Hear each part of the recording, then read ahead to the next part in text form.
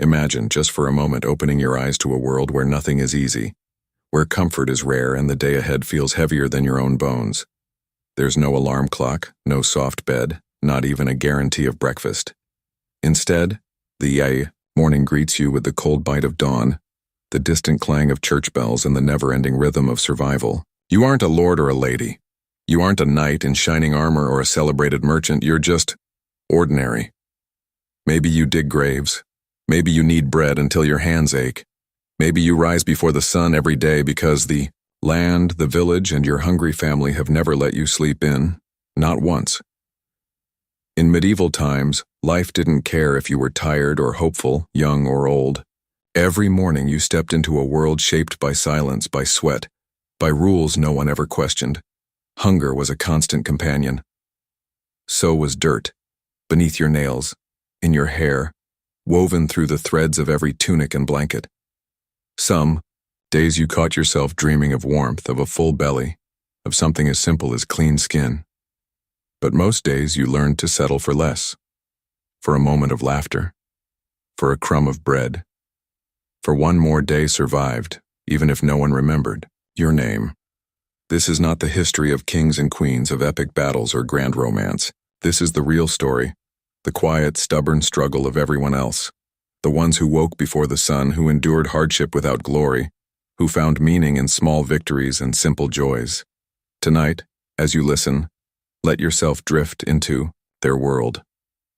Feel the ache in your shoulders, the chill in your bones, the hush of a village that's always one harvest away from hunger. Forget the fairy tales. Here, in the shadows of castles and cathedrals, you'll discover why being born in medieval times was rarely a blessing, and often a trial you could only hope to survive, one slow, patient day at a time. So, close your eyes. Let the worries of your own world slip away, and settle in as we travel back to a time where every story was quieter, every victory a little smaller, and every night a little darker. Welcome to the real Middle Ages, the ones history books rarely tell you about. Imagine waking up to the sound of church bells tolling. Again, you're not a noble, you're not a knight, you're not even a craftsman with a real trade. You're a grave digger, and it's the 1380s. The air is thick, humid, and laced with the sweet sickly scent of turned earth, decay, and the ever-present hope that today, just maybe, no one else will die. You roll from your straw mattress in the cramped shared room beside the churchyard, rubbing sleep from your eyes. Your hands are already stiff, calloused, blackened at the knuckles from years of wielding shovels and picks. You share your space with the other diggers, most of them, old, toothless, and shuffling, their backs bent like shepherd's crooks. Your work is not glamorous. It's not respected. Most villagers avoid eye contact with you, and you've long since learned to eat your stew at the far end of the tavern, closest to the door. Even among the poor, you are considered lower still, forever reeking of the grave. You stumble outside, blinking against the low gray clouds. Your breath mists in the morning air. The sun is barely a suggestion on the horizon. The churchyard is always busy. Disease, famine, accident. There's always someone to bury. The priest hands you a list. 3 new graves, 1 to be exhumed. You mutter a prayer, habit more than belief, and grab your tools from the shed. Each handle is polished by the grease of your hands. If you think the life of a medieval gravedigger was as simple as digging holes, you're mistaken. Each grave has to be the proper depth, at least 6 feet, to prevent animals from disturbing the bodies, but not so deep as to hit the water table. There are rules, even for the dead. Your main tool is a wooden-handled shovel, the blade iron-forged and heavy. It's dull from repeated use, the edge worn down from clay, roots, and the occasional rock. You have a pickaxe for stubborn ground, and a rusted wheelbarrow for hauling earth, and sometimes bones. In the 14th century, grave digging became especially grim with the arrival of the Black Death. Plague pits were dug in haste, stacked 3 or 4 bodies deep. But in your small parish, the priest insists on doing things properly, even if it means working through the night. The dead are not simply placed in the ground. There are rituals, Endless, tedious rituals. Bodies must be wrapped in shrouds, sometimes coffins if the family can afford it, though more often it's just a piece of linen and a handful of wildflowers. The priest says the prayers, you dig the holes, and the mourners file past, whispering thanks to God that today it wasn't them.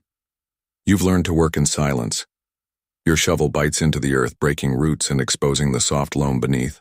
Sometimes you unearth something unexpected, a rusted shoe buckle, a child's toy, or on rare occasions, bones from a grave forgotten by the records. Death in the medieval world is rarely peaceful. If it isn't famine or war, it's sickness. For a gravedigger, each new body is a risk. The Black Death, typhoid, consumption, diseases that don't care about your prayers or your poverty. You try not to think about it as you dig. You tie a scrap of linen soaked in vinegar around your mouth, an old wives' trick to keep out the bad air. It doesn't work, of course, but it makes you feel safer. The truth is, gravediggers rarely live long. The constant exposure to the sick and dying, the open wounds on your hands, the biting insects at dusk, all of it takes its toll. For all this, you earn barely enough to live. The parish pays in coin or bread. Sometimes a grieving family will press a copper piece into your hand or slip you a hunk of cheese. You take what you can get. You are necessary, but invisible. The priest prays for your soul. The villagers avert their eyes. The children whisper stories about the man who talks to ghosts. You talk to no one. Your work is endless, thankless, and above all necessary. Not every day is the same. Some days you dig in frozen ground, the earth like stone beneath your shovel. Other days rain soaks through your tunic and chills your bones, making your hands too numb to hold the pickaxe. Yet there are moments when you pause, hands braced on your knees, sweat trickling down your brow, and you notice the quiet beauty of the churchyard. Birds nest in the yews. Wildflowers poke up through the grass. For a moment, you feel at peace, surrounded by the lives that came before and will come after. As the sun sets and you finally lay down your shovel, muscles aching, you wonder, how did you end up here, a keeper of the dead, when all you ever wanted was a simple, honest life? But as night falls, you realize tomorrow there will be more graves to dig, and perhaps, just perhaps, a story left untold beneath your feet. Night settles over the churchyard, heavy and still. The moonlight catches on uneven stones, casting long, warped shadows across the ground. You lie awake, wrapped in a thin blanket, listening to the muffled sounds of distant laughter from the tavern. It's been days since you've laughed like that, maybe weeks. Each day blends into the next, marked only by the tolling bell and the rhythm of your labor. Some nights you dream of different work, a life where your hands are clean, your back straight, your sleep undisturbed by the cries of mourners, but every morning the world is the same. The earth, the shovel, the endless patient dead. Today, the list is longer, 4 graves, not 3. Word has come from the edge of the village, another child taken by fever. The priest looks tired, voice soft as he hands you the news. He won't meet your eyes. You nod, feeling the weight of the day before it's even begun. You walk to the edge of the yard where the grass grows tall and wild. The ground here is softer, untouched by earlier burials. You kneel, fingers pressing into the soil. With every dig, the story of the land reveals itself. The rich, loamy scent of last year's leaves, tangled roots of yew and elder, sometimes the smooth surprise of river stones, polished by centuries. As you dig, your mind wanders. You remember stories told by the old men, legends of ghosts, vengeful spirits, curses laid on those who disturb the dead. You've never seen a ghost, not really. But on cold, lonely nights when the fog rolls in and even the priest stays inside, you wonder, do the dead remember? Do they notice you, the quiet one who tends to their rest? Once, years ago, you found something that shook you. A small wooden cross buried deep in the clay with letters carved in a hand you did not recognize. You kept it for days, tucked beneath your tunic, certain it meant something. But when no message came, you left it among the wildflowers on an old, forgotten grave. Still, sometimes you dream of it, the cross appearing in your hands, cold and smooth, its message unread. There's a rhythm to digging, a strange meditative calm. The world narrows, the scrape of the shovel, the thud of earth, your own breath in your ears. It's easy to forget the world above, the arguments in the market, the jeers of children, the distant threat of lords and their soldiers. Down here, it's only you and the earth. Midday brings a rare break, a thin broth and a hard heel of bread, eaten sitting on the stone wall by the yew tree. Another gravedigger joins you, older, his hair white and wild, eyes sharp and clear. You sit in companionable silence until finally he speaks. Do you ever wonder, he asks, staring into the distance, if we're cursed? Or maybe blessed? We're the last to touch the dead before God takes them. Does that make us holy, or just forgotten? You don't know how to answer. You've wondered too, wondered if your life has some hidden meaning, or if you're simply the one who does the work no one else wants. Sometimes, a family lingers by the grave. They watch you, their faces drawn tight with grief. You work carefully, respecting the sorrow in their eyes. Once the last handful of earth is packed, you nod, step back and let them have their silence. You see it in their faces, the relief, the hope that their loved one is finally at rest. And for a moment, you feel like you've done something important, something that matters, but most of the time it's just you. You dig, you fill, you repeat. The years pass, the faces change, but your work is always the same. There are moments, though, when the job is more than you can bear. One winter, the ground froze so hard that you and the other diggers had to light fires over the grave sites, hoping to thaw the soil enough to break through. Your hands cracked and bled, your breath hanging in the air like ghosts. You remember the priest's voice, gentle, apologetic. I'm sorry. I know it's hard, but someone must do it. You wish sometimes that he would just say thank you, just once. And then there are the stories, rumors passed in whispers, the merchant who buried gold in his grave, the soldier said to rise on stormy nights, the child whose mother leaves flowers every Sunday, never missing a week, no matter the weather. You know these stories. They live in the earth with you, as real as the bones you sometimes find, as steady as the sky overhead. As the day ends and you wipe the last dirt from your hands, you look back across the churchyard. The graves you dug today are neat, the earth carefully packed. For a moment, a rare peace settles over you. But as you turn to leave, you hear the bell toll once more, a reminder that the work never truly ends. Another body, another grave, and you wonder, will anyone remember the grave digger, the one who keeps watch over the sleeping dead? The final grave of the day is always the hardest. Your arms are heavy. The sun has slipped low, painting the churchyard in long blue shadows. There's a chill now, creeping through your tunic and settling in your bones. As you push your shovel into the last mound of earth, you can't help but pause, just for a moment, and look at what you've done. This grave is for a woman from the edge of the village.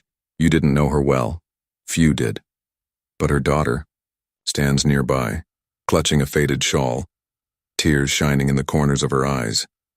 You keep your eyes on the ground, but you feel the weight of her grief.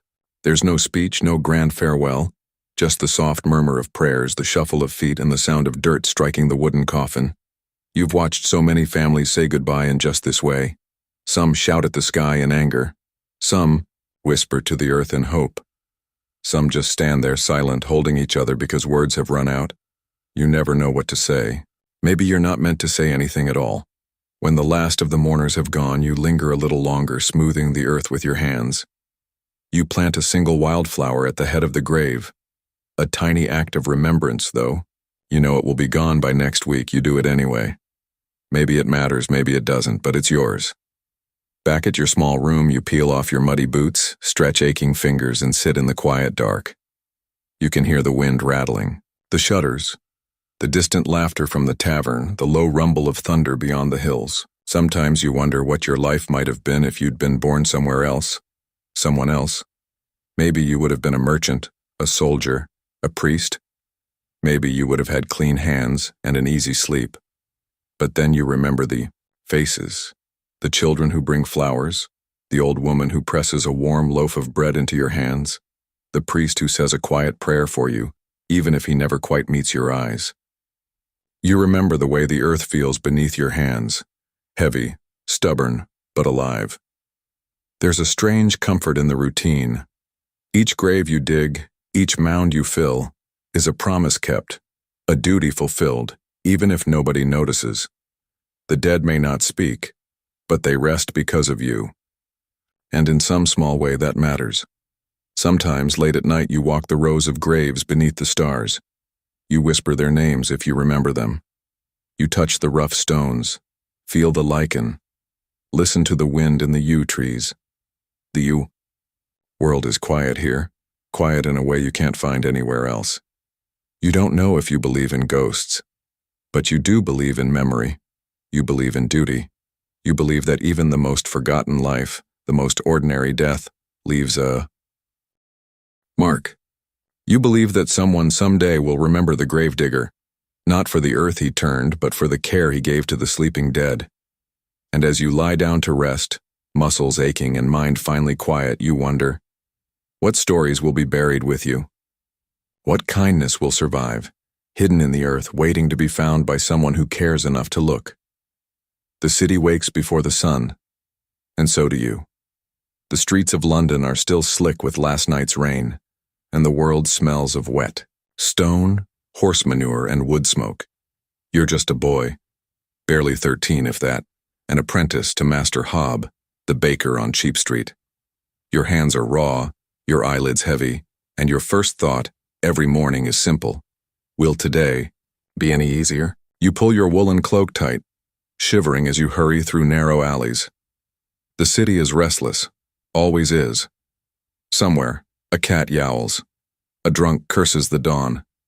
You duck beneath the low arch of the bakery's door, already feeling the heat from the ovens, already bracing for the day ahead. Inside, it's a world of flour and fire.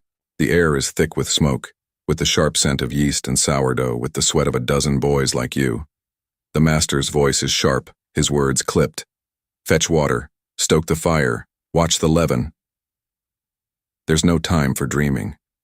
There's barely time to breathe. You stumble to your place by the long, battered table, where sacks of grain and pots of sour mash wait in the gloom. Your fingers are cracked and white from kneading dough. Your wrists ache from lifting heavy trays, your back sore from sweeping ashes, but you can't stop, no one can. In this bakery, there's only work, and the promise of bread if you're lucky. The days are long and relentless. You wake before the city, before the birds. You shape loaves in the half-light, your hands moving by memory. You learn to work in silence. The master hates chatter, hates mistakes even more. If you burn a loaf, you'll go without supper. If you drop a tray, he'll box your ears. Sometimes, you wish you could just disappear, become a wisp of flour, swept away. On the morning breeze, still you learn. You watch the older boys, their quick fingers, the way they slash the tops of the dough just so. You listen to the master's curses, but you pay closer attention to his praise. Rare as rain in July, but worth more than gold. When you get it, right? When the loaves rise high and golden, he'll grunt, almost pleased. That's enough to carry you through another day. Breakfast is a crust of yesterday's bread, dunked in watered ale. If you're lucky, the master's wife will slip you a scrap of cheese, a wink, a kind word. It's not much, but it's enough to remind you that kindness exists, even here. There are rules, endless rules. The city's bread must be weighed, taxed and marked with the seal of the guild. If a loaf is short, the city watch might come knocking. If it's too heavy, the master loses money. You learn to be precise, to keep your head down, to move fast and never complain. Sometimes you sneak glances out the window, watching as the city stirs. Merchants set up their stalls, shouting prices to sleepy buyers. Children chase each other through the mud. Soldiers march past, armor clattering, boots muddy and bright. You wonder what it would be like to walk those streets with nothing on your mind but freedom. But there's no time for dreaming. The master calls your name. Another batch is ready. You heft the dough, slam it onto the board, and begin to knead, your arms aching with the effort. As the day drags on, the heat becomes unbearable. The oven glows red, flames licking the soot-black bricks. Your shirt clings to your skin, your hair slick with sweat. You blink back tears, not from pain, not from sadness, but from the sharp sting of wood smoke in your eyes. Sometimes, in the quiet moments, you remember your mother's voice. You remember the taste of her bread, warm from the hearth, soft and sweet. You wonder if you'll ever taste bread like that again. You wonder if she'd be proud of you, kneading dough for strangers, growing strong, learning to endure. The hours blur together. Noon passes. Shadows shift across the flour-dusted floor. The older boys talk of dreams. Someday they'll have their own bakeries, their own apprentices. You listen, but you can't quite believe. Right now, you can barely imagine tomorrow. At dusk, the last loaves are drawn from the oven, stacked high on trays, wrapped in linen, and carried to market. Your work isn't done. You scrub the tables, sweep the ashes, wash the tools. When at last you're free to go, the city is dark and dangerous. You keep your head down, moving quickly through the alleys, heart pounding with every distant shout. As you slip beneath your thin blanket, you wonder, is this all life has for you? Dough, sweat, and silence? Or is there more, waiting somewhere beyond the oven's glow? You drift to sleep, the smell of bread clinging to your hair, the ache of work settling deep in your bones. And as the darkness closes in, a single question follows you. Soft as a sigh, will tomorrow be any different? Morning again. You wake. To the sound of boots thumping overhead, the rough cough of the master, and the sharp, unmistakable crackle of the oven being stoked back to life. Every part of you aches, shoulders, hands, even your jaw from grinding your teeth through another restless sleep. There's no time to stretch, no time to wish for a softer bed. The day demands everything you have, and you've learned not to hope for mercy. The bakery is alive before dawn. Embers glow in the oven's belly, casting red light across flour-dusted faces. The older apprentices have already begun, kneading dough, measuring water, murmuring the old prayers for good bread and good luck. You join them, half awake, muscles remembering the motions even as your mind drifts elsewhere. Master Hobbs' mood today is foul. The bread guild inspector is coming, and everything must be perfect. He snaps at everyone, faster, slower, not like, "That, you fool." You flinch at his words, but you move quickly, doing your best to stay invisible. You know the cost of mistakes. A harsh word, a cuff to the ear, a night with no supper. The master isn't cruel, he's just desperate. Every penny counts, and every loaf must feed someone's family, maybe even save a life. Still, you steal moments to breathe. While fetching water from the pump, you watch the sun climb over the rooftops. London is waking up, filling with noise and smoke. The air is sharp with the tang of coal fires and the promise of another crowded day. You think about what lies beyond the city, the green fields, the river, the world you've barely seen. Back inside, the guild inspector arrives. He's a thin man with sharp eyes and softer hands. He weighs each loaf, sniffs them, even breaks one open to examine the crumb. The room is silent as he works, every apprentice holding his breath. When he finally nods, Master Hobb lets out a sigh that seems to shake the rafters. No fines today. That's a victory. Small, but real. Your reward is a rare smile. A nod from the master as he mutters, "Not bad, boy." It isn't much, but it warms you just a little.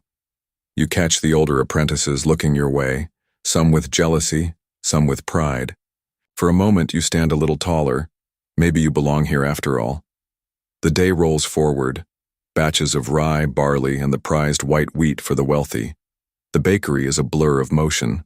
Boys running, dough rising, loaves being loaded and unloaded with barely a pause. The heat is unending. The air thickens until every breath tastes like smoke and yeast. Your arms tremble from effort, but you keep working, driven by hunger, by pride, by the simple fact that you have no other choice.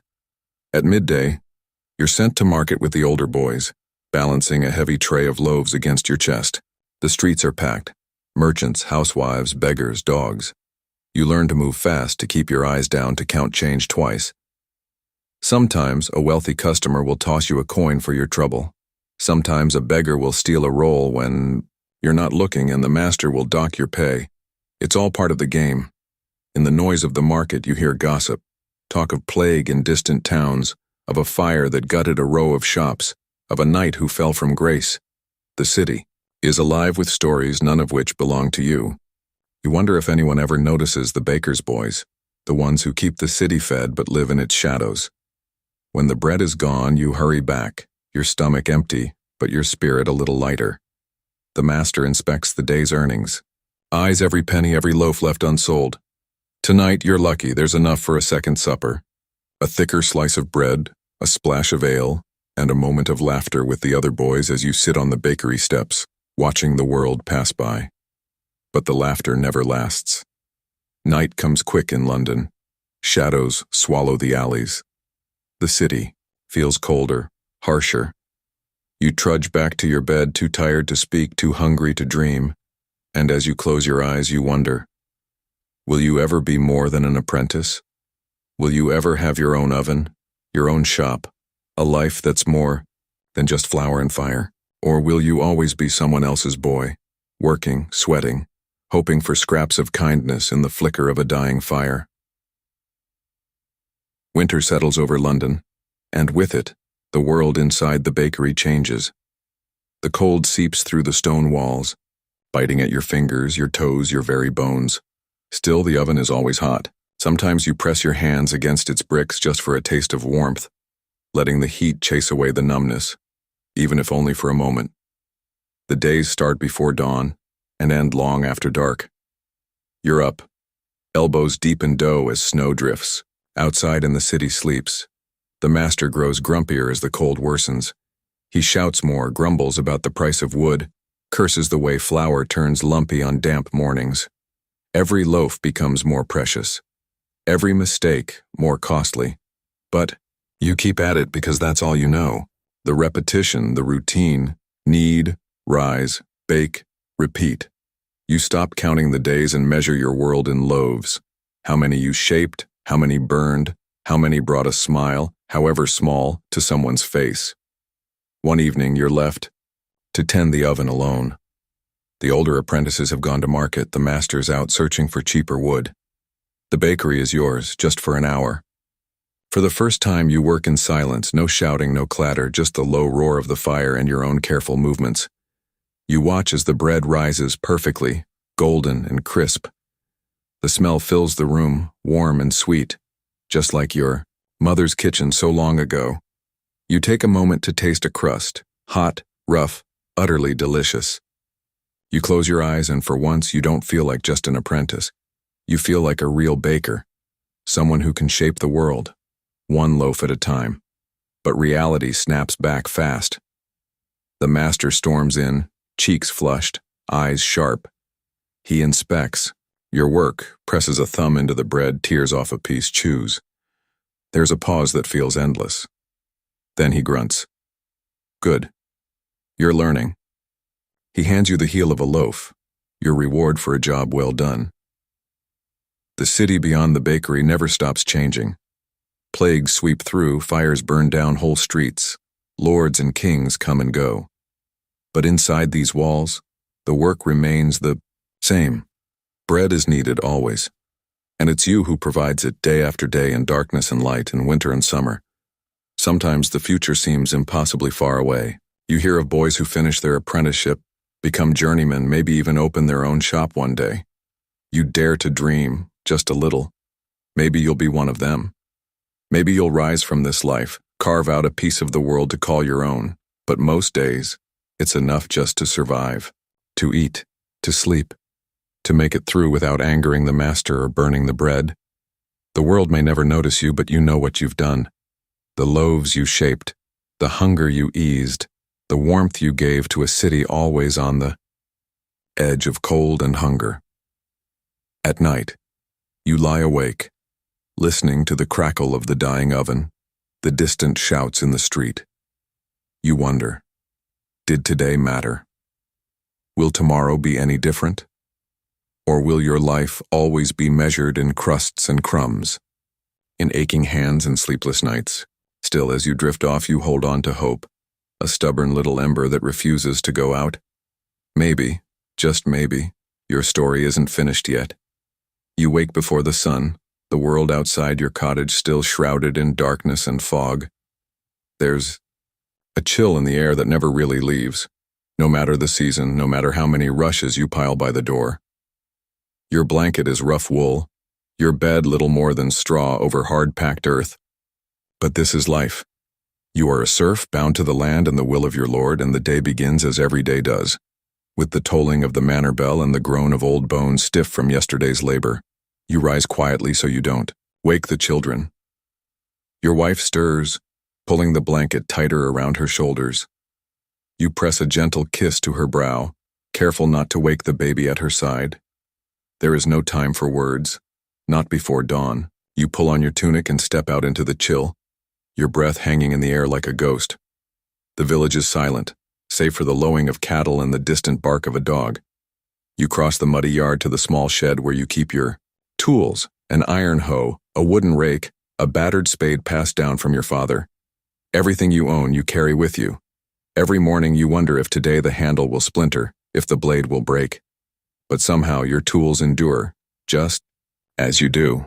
Work begins in the fields. You join the other men, faces familiar as your own hands. Old Willem with his crooked back, young Thomas who laughs too loudly and works twice as fast as anyone else. There is no conversation at first, just the steady rhythm of hose breaking, ground, the grunts of men at labor, the sharp call of birds overhead. You fall into the same routine season after season. Spring means plowing, sowing seeds in the damp black earth. Summer is endless weeding and sweating beneath a merciless sun. Autumn is harvest, frantic, backbreaking, a race against the coming cold. Winter, if you're lucky, means mending tools and weaving baskets by the fire. If you're not lucky, it means hunger, sickness, and long dark nights. Long dark nights. You are hungry already.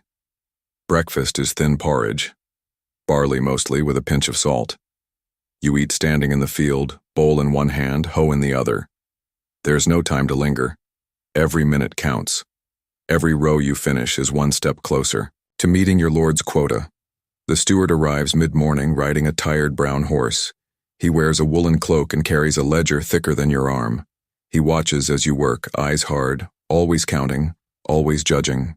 When he speaks, you listen, whether it's to assign extra chores or to collect the meager rent owed to the manor. Sometimes when the steward is gone, you talk quietly with the others, about the harvest, about the weather, about the dreams you barely dare to say out loud. Maybe this year you'll keep enough grain to last through the winter. Maybe your youngest will survive the cough. Maybe the Lord will remember your name just once when the tithes are brought to the manor hall, but hope is a luxury. Most days you focus on survival, on the ache in your shoulders, the sting of blisters, the way the dirt never quite leaves your skin no matter how hard you scrub. You pause only for a moment at midday.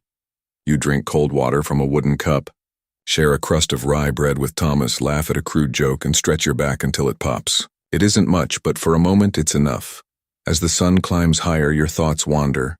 You remember your own childhood, your father bent over the same field, your mother singing softly as she gathered firewood. You wonder if your children will know a different life, if they'll ever leave this land behind, or if the cycle will simply begin again with them. By late afternoon, your muscles are screaming. The field seems endless. The rows as straight and unforgiving as the laws that bind you here. But you keep working, driven by duty, by hunger, by the simple need to see another day. The bell rings again at dusk, calling you home. You gather your tools, wipe the sweat from your brow, and begin the slow walk back to your cottage. Behind you, the fields glow gold in the fading light, silent, beautiful, and unyielding. As you step inside, your wife greets you with a tired smile and a bowl of stew. The children gather around, hungry for stories, for laughter, for a taste of comfort before the darkness settles in. You eat in silence, grateful for the warmth, for the company, for the small mercies of a hard life. But as you lay down to sleep, your body aching and your mind restless, a single thought lingers. Is this all there is? Or will tomorrow bring a victory, however small, worth remembering? Morning comes, not with hope, but with the weight of repetition. The rooster's crow is muffled by mist, the world outside a blur of gray and damp. You rise slowly, joints creaking, muscles already tired. The cottage is cold, your breath hangs in the air, and your children are curled together for warmth. Still, there is no time to linger. The fields await, and so does your duty. You dress quickly, pulling on patched hose, your one serviceable tunic, boots mended so many times they barely keep out the mud. Your wife presses a half smile as she hands you a crust of bread, a gesture of care in a world with precious few luxuries. You tuck it away, saving it for the long hours between sunrise and sunset. Outside, the village stirs. Smoke rises from thatched roofs, the soft bleat of sheep and goats mingling with sleepy voices. Today, the steward has assigned you to mend fences along the manor's edge, a welcome change from the endless plowing, though it means hours of hauling wood and wrestling with stubborn posts sunk deep in clay. You work with Thomas again, shoulders brushing as you carry heavy beams across rutted ground. The work is quieter than usual. Tomas, so often full of laughter, is distracted. He glances toward the manor, worry tightening his brow. You don't ask. Everyone carries some burden, an unpaid tax, a sick child, the shadow of last winter's famine. The morning passes in sweat and silence. You drive stakes into cold earth, hands numb and splintered. Sometimes you glance at the manor house, a silhouette against the sky, its windows dark, its stone walls forever out of reach. To you, it's a symbol, wealth, power, a world apart. But sometimes, late at night, you hear shouting and breaking glass from within. You wonder what secrets the Lord's family hides, what troubles come even to those who seem untouchable. When the fence is done, you stop for a moment, catching your breath. Thomas shares his secret, a second loaf, stolen from the Lord's kitchen by his sister, who works as a scullery maid. You break bread together, chewing in silence, tasting guilt and relief in every bite. It's a tiny victory, a rebellion no one will ever know. Midday brings a rare rest. The steward rides past, barely looking at you. For a moment, you let yourself hope he won't notice the fence is a few feet shorter than it should be. Maybe today luck is on your side. The afternoon brings more chores. You help old Willem repair the roof of his hut, patching holes with reeds and mud. You listen as he tells stories of a year when the harvest was so good, the village feasted for a week. Of a spring when wolves prowled the edge of the woods, snatching lambs in the night. His stories are part memory, part warning. Life here is never secure. The seasons turn, and fortune turns with them. There are moments when you almost forget the grind. You catch your daughter chasing chickens in the yard, her laughter bright and defiant. You help your wife gather wild herbs by the river, the two of you quiet but content in each other's company. For a moment you remember what happiness feels like, a flash, a flicker, gone as quickly as it came. By evening, the chores are done. The fence stands straight, the roof patched, the children fed. You share supper, thin stew, a handful of beans, whatever bread is left. Your wife hums as she stirs the pot, your son tries to whistle, the baby gurgles and grabs your thumb. You smile, despite the ache in your bones. Tonight, after the children are asleep, you step outside. The village is quiet, the fields silver in the moonlight. You breathe in the cool night air, and for a moment, you let yourself dream. Maybe next year will be easier. Maybe there will be more bread, fewer debts, a little more laughter around the fire.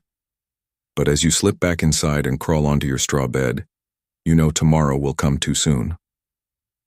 You close your eyes, and the question remains. Will you ever be more than a serf? Or is the only victory that you survived another day together, beneath the same old sky? There's a moment, just before dawn, when the world is perfectly quiet. You lie awake listening to the slow breaths of your family, feeling the warmth of their bodies pressed close. For that brief sliver of time, nothing hurts. Your hands do not ache. Your debts do not exist. The land outside isn't waiting. But, all too quickly, the day begins again. Today is different. Today the steward comes early, his horse's hooves loud on frozen earth. He brings news. A new levy. Another tax to pay for the Lord's endless quarrels, this time with a neighbor, or maybe a distant cousin. The details hardly matter. The burden will be the same, more grain owed, less for your table. The rest of the village gathers, faces grim, voices low. Some grumble beneath their breath. A few, bold or foolish, protest outright. You say nothing. You've learned silence is safer. The rest of the day you work with anger burning quietly in your chest. The sky is bright, the fields shimmering with the promise of spring.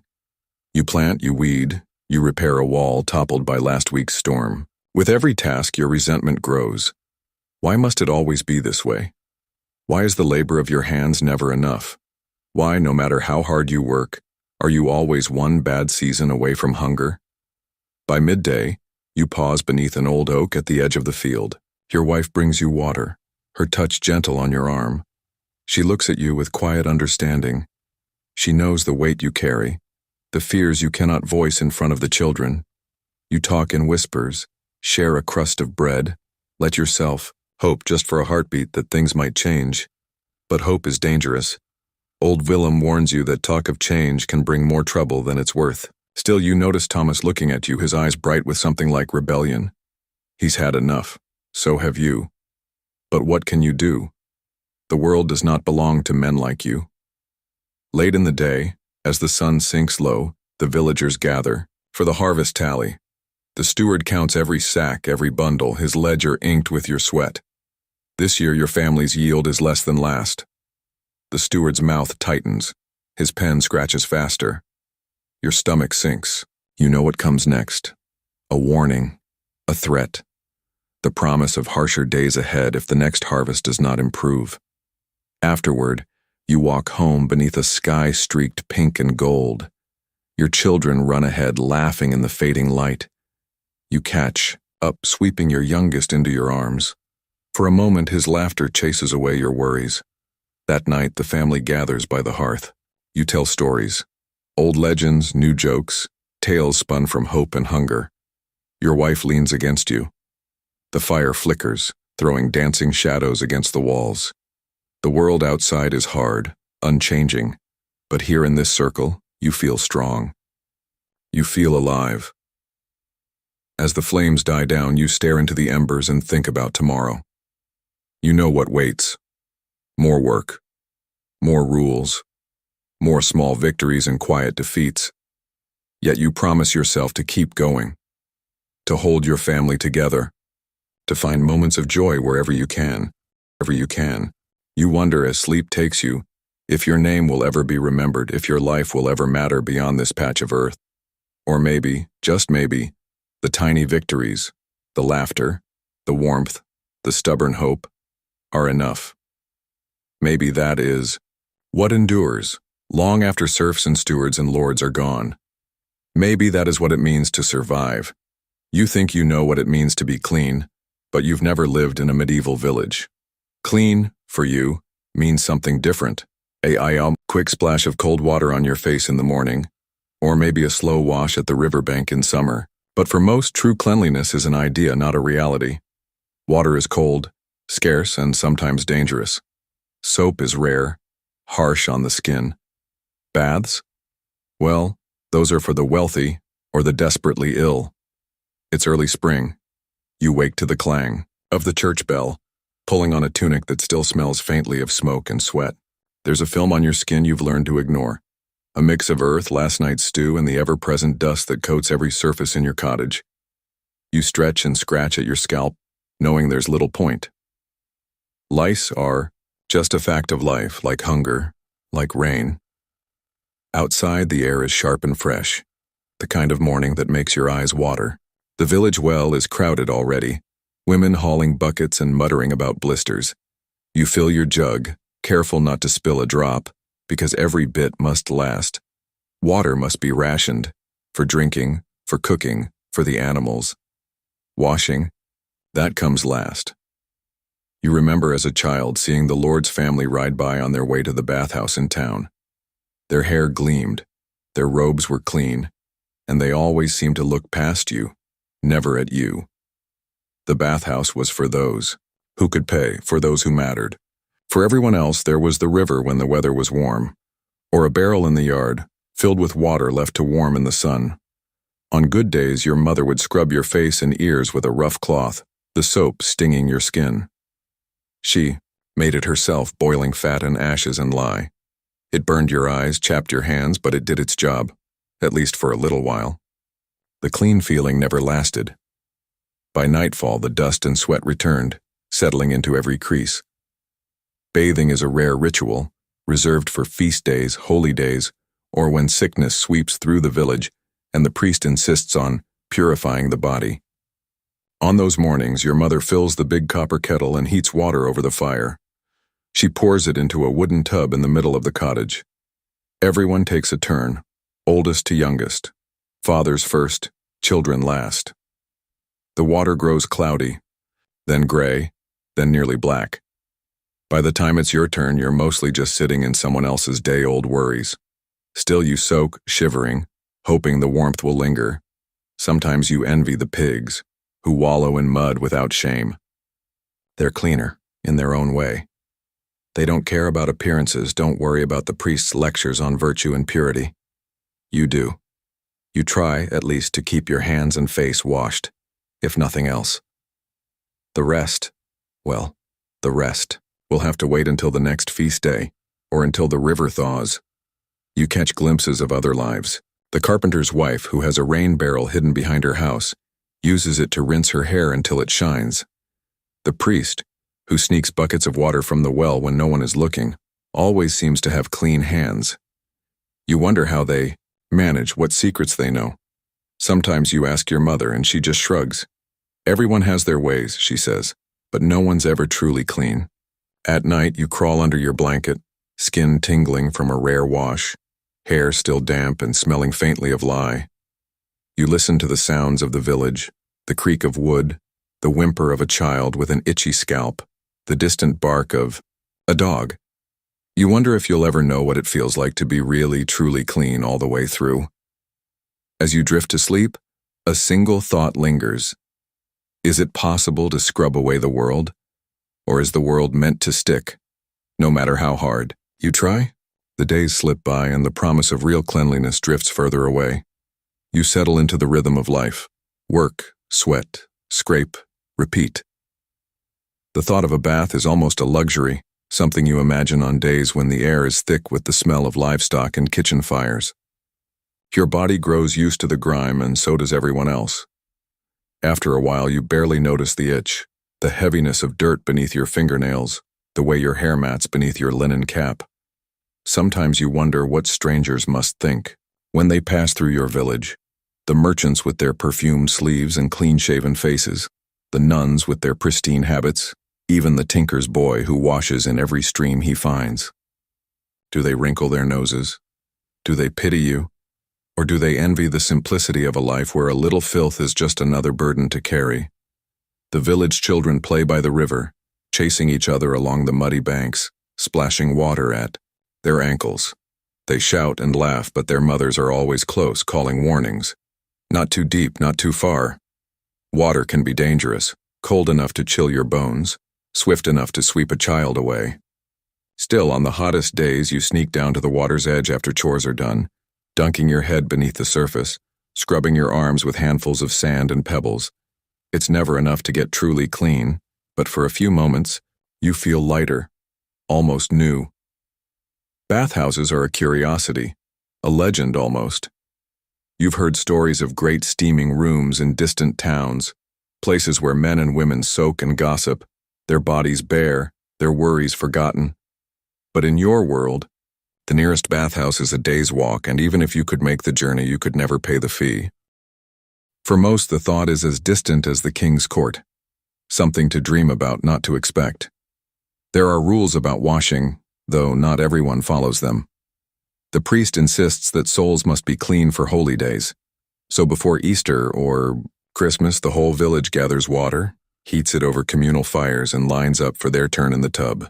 You see men who haven't bathed in months scrubbing their beards, mothers pouring water over wailing toddlers, girls braiding each other's damp hair.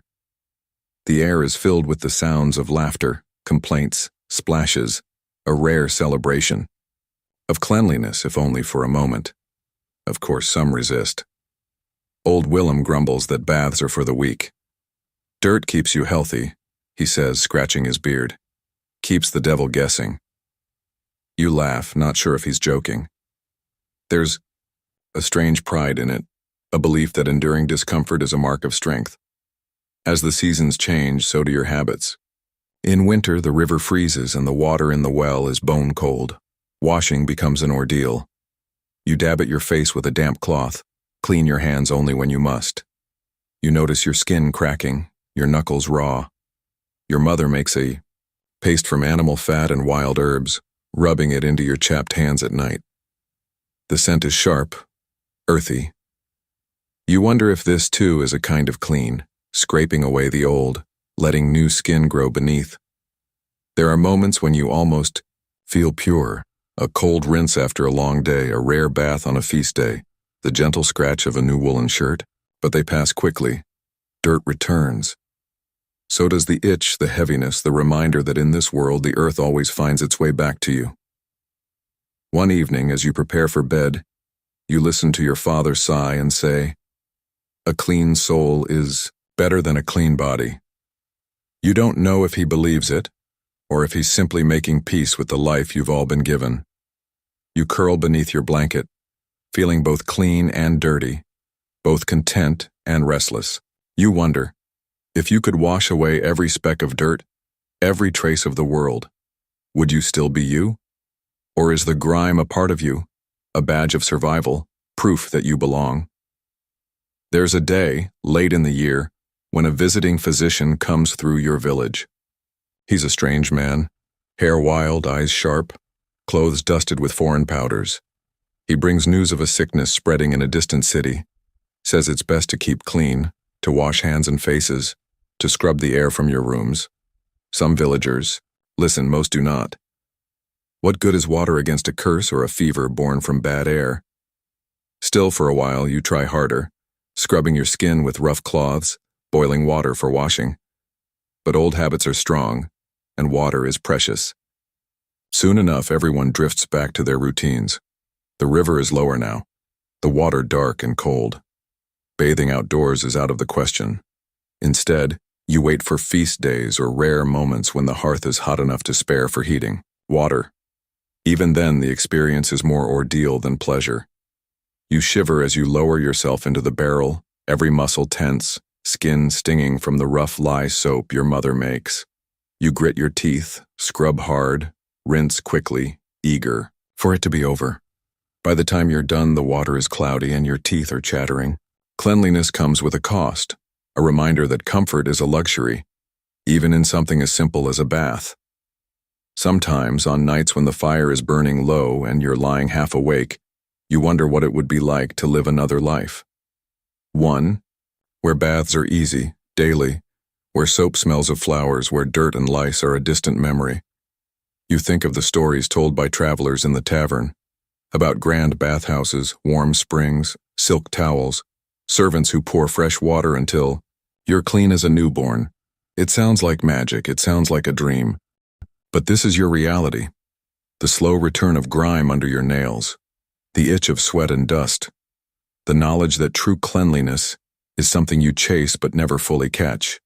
And yet, you endure. Everyone endures.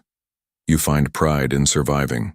Another day, another season with your family by your side. One day, after a rare, thorough wash, your younger sister runs up to you, arms flung wide, laughing at the shock of cold water on her back. She smells like soap and smoke and wildflowers. She grins, teeth bright, cheeks flushed. In that moment, for a breath, the world feels new.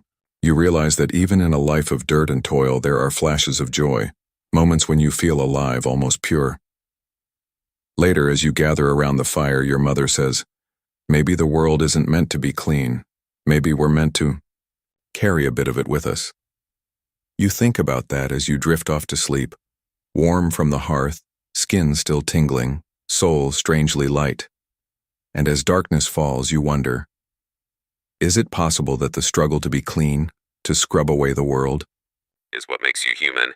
maybe it's not the dirt that defines you, but the constant effort, the daily ritual, the hope for something better, the stubborn refusal to give in? Maybe, just maybe, that's enough. You live on the edge of the village, just beyond the last row of cottages where the land slopes down to the river. That's where the mill stands, timbers swollen with age, the great wheel forever turning, creaking, churning water into motion. The sound is constant. It seeps into your dreams, hums beneath your skin, marks every hour of every day. You are the miller, or more likely you are the miller's son, born into the trade, expected to know its rhythms as surely as your own heartbeat. The air is always thick with flour dust. It settles in your hair, lines your nostrils, clings to your skin. You can't remember the last time you wore clean clothes or drew a clear breath. Even the geese in the yard are powdered white, their feathers streaked with the work of your hands. You rise early, before the river mist has lifted, and begin your day by checking the wheel, the gears, the grindstone. If even one tooth is broken, if the wheel sticks, the whole village will know by nightfall. The work is endless, but it's not hard in the way digging or plowing is hard. There is no back-breaking labor, not unless the sacks of grain are especially heavy or the axle needs mending. But the monotony, the sameness wears on you. You sweep the floor, feed grain into the hopper, listen to the steady grind, grind, grind. The mill never really sleeps, and neither do you. There is always another bag to fill, another measure to weigh, another farmer waiting by the door, impatient for his share. You know every sound the mill makes. You know when the wheel is running too slow, when the river is too low, when a mouse has crept into the grain and made mischief. You can tell by touch and smell alone whether the flour is fine enough, or if it's time to dress the stones again. Your hands, always dry and cracked, have learned the language of wheat and rye, of barley and oat. Sometimes, as you watch the river from the window, you imagine another life. Maybe you'd be a fisherman, casting nets at dawn. Maybe a merchant, selling your grain in far-off towns. But the thought drifts away as quickly as it comes. You have the mill, and the mill has you. It isn't all bad. People come and go, farmers bringing their harvest, villagers trading gossip while they wait. Sometimes the baker's daughter brings you a fresh loaf, still warm, in exchange for a little extra flour. Sometimes you share a joke with the blacksmith, or sit on the mill steps with your father, watching the world slip by on the river's slow current. You keep the accounts too. That means long evenings hunched over the ledger, candle guttering, the scratch of your quill the only sound in the room. You must be fair. Everyone watches the miller's scales. Too much in your favor, and the villagers whisper. Too little, and you cannot pay your dues to the Lord. Balance is everything. Sometimes it feels like a burden, knowing how many lives rest on your hands, how every loaf, every bit of porridge, begins with the grind of your stones. As dusk falls, you lock up the mill and trudge home, flour dust rising from your boots with every step. You pass the same cottages, hear the same voices drifting out into the evening air. At home, your mother wipes the dust from your face. Your sister shakes, her head at the state of your clothes. You sit by the fire, silent, tired, the mill's rhythm still echoing in your ears. Lying in bed, you wonder, is this how your days will always be, marked by the turning of the wheel, the weight of flour, the sameness of it all? Or is there something waiting just beyond the river that might break the monotony even for a day? The next morning, the routine resumes, so familiar it barely feels like waking. You know every step before you take it. The cold stone under your bare feet, the way your father's boots thump across the threshold, the smell of flour so thick it fills your lungs before you've even begun to work. Out by the mill, the river is running higher after last night's rain. The wheel groans, but it turns, and that's enough. You check the gears for wear, oil the axle, sweep away last night's drift of chaff. Already, a queue has formed. 3 farmers with sacks of barley, the baker's apprentice with a bag of rye, and old widow Bess clutching her meager bundle of oats. The mill is a hub, a crossroads, News comes here first. Who was born, who died, who's missing a cow, or arguing over the price of cheese. You greet everyone, as you always do, with the same careful balance, friendly but not too familiar. You measure the grain, weigh it on. The scales tip it into the hopper. The stones grind steadily, vibrating under your hands. You watch the flour pour out, soft, pale, almost like snow. The noise is constant, a dull roar that fills your head until you hardly notice it anymore. Sometimes you slip into a kind of trance, lost in the repetition. Your mind drifts, to the river's shifting currents, to the song of a bird outside, to memories of childhood games played in the shadow of the turning wheel. In those moments, the work seems lighter, almost peaceful. But the peace never lasts. There is always a sack to carry, a stone to sharpen, a ledger to check. People trust you, but they also watch you. The village is quick to gossip, and everyone knows the stories. Millers who skimp the weight, who take an extra handful of grain for themselves. You work hard to keep your reputation clean. When in doubt, you measure twice. You keep your accounts open, your words polite, your doors unlocked during daylight hours. Still, you feel the pressure, the need to be honest, the need to be careful. The wrong rumor can ruin a miller, and you have too many mouths to feed to risk it. At midday, you step outside for a moment of quiet. The sun is bright, glinting off the river, warming your back. You eat your bread and cheese sitting on the mill steps, watching ducks drift by. Sometimes a neighbor joins you, sharing a bit of news or an old joke. Other days, you're alone with your thoughts. The steady hush of water, the thrum of the wheel in the background. Afternoon brings more work. A stone is running rough and you spend an hour dressing it with your chisel, sweat pouring down your face, arms aching. It's tiring work, but it has to be done. If the stone cracks, the mill will stand silent, and the whole village will go hungry. By the time the last farmer has left, the sun is low. The floor is dusted white, your hair and eyebrows coated in flour. You close up the mill, double-check the doors, and head home in the fading light. At supper, your mother asks about your day, but you just shrug. How can you explain a life that is always the same, yet always full of small worries and quiet triumphs? You sit by the fire, legs stretched out, feeling the heat seep into your bones. Your father nods off in his chair. Your sister hums as she sews. The world outside is dark, the river whispering past the window. You listen to the rhythm of your own breath and wonder, will you ever see beyond the mill, beyond the village, beyond the slow turning of the wheel? Or will you spend your life measured in bushels and dust, in hours and echoes? As you crawl into bed, the questions linger, unanswered. But you hold on to the hope that, even in the sameness, there's a story, worth telling, yours. The days at the mill blend together, each one a mirror of the last, yet never quite the same.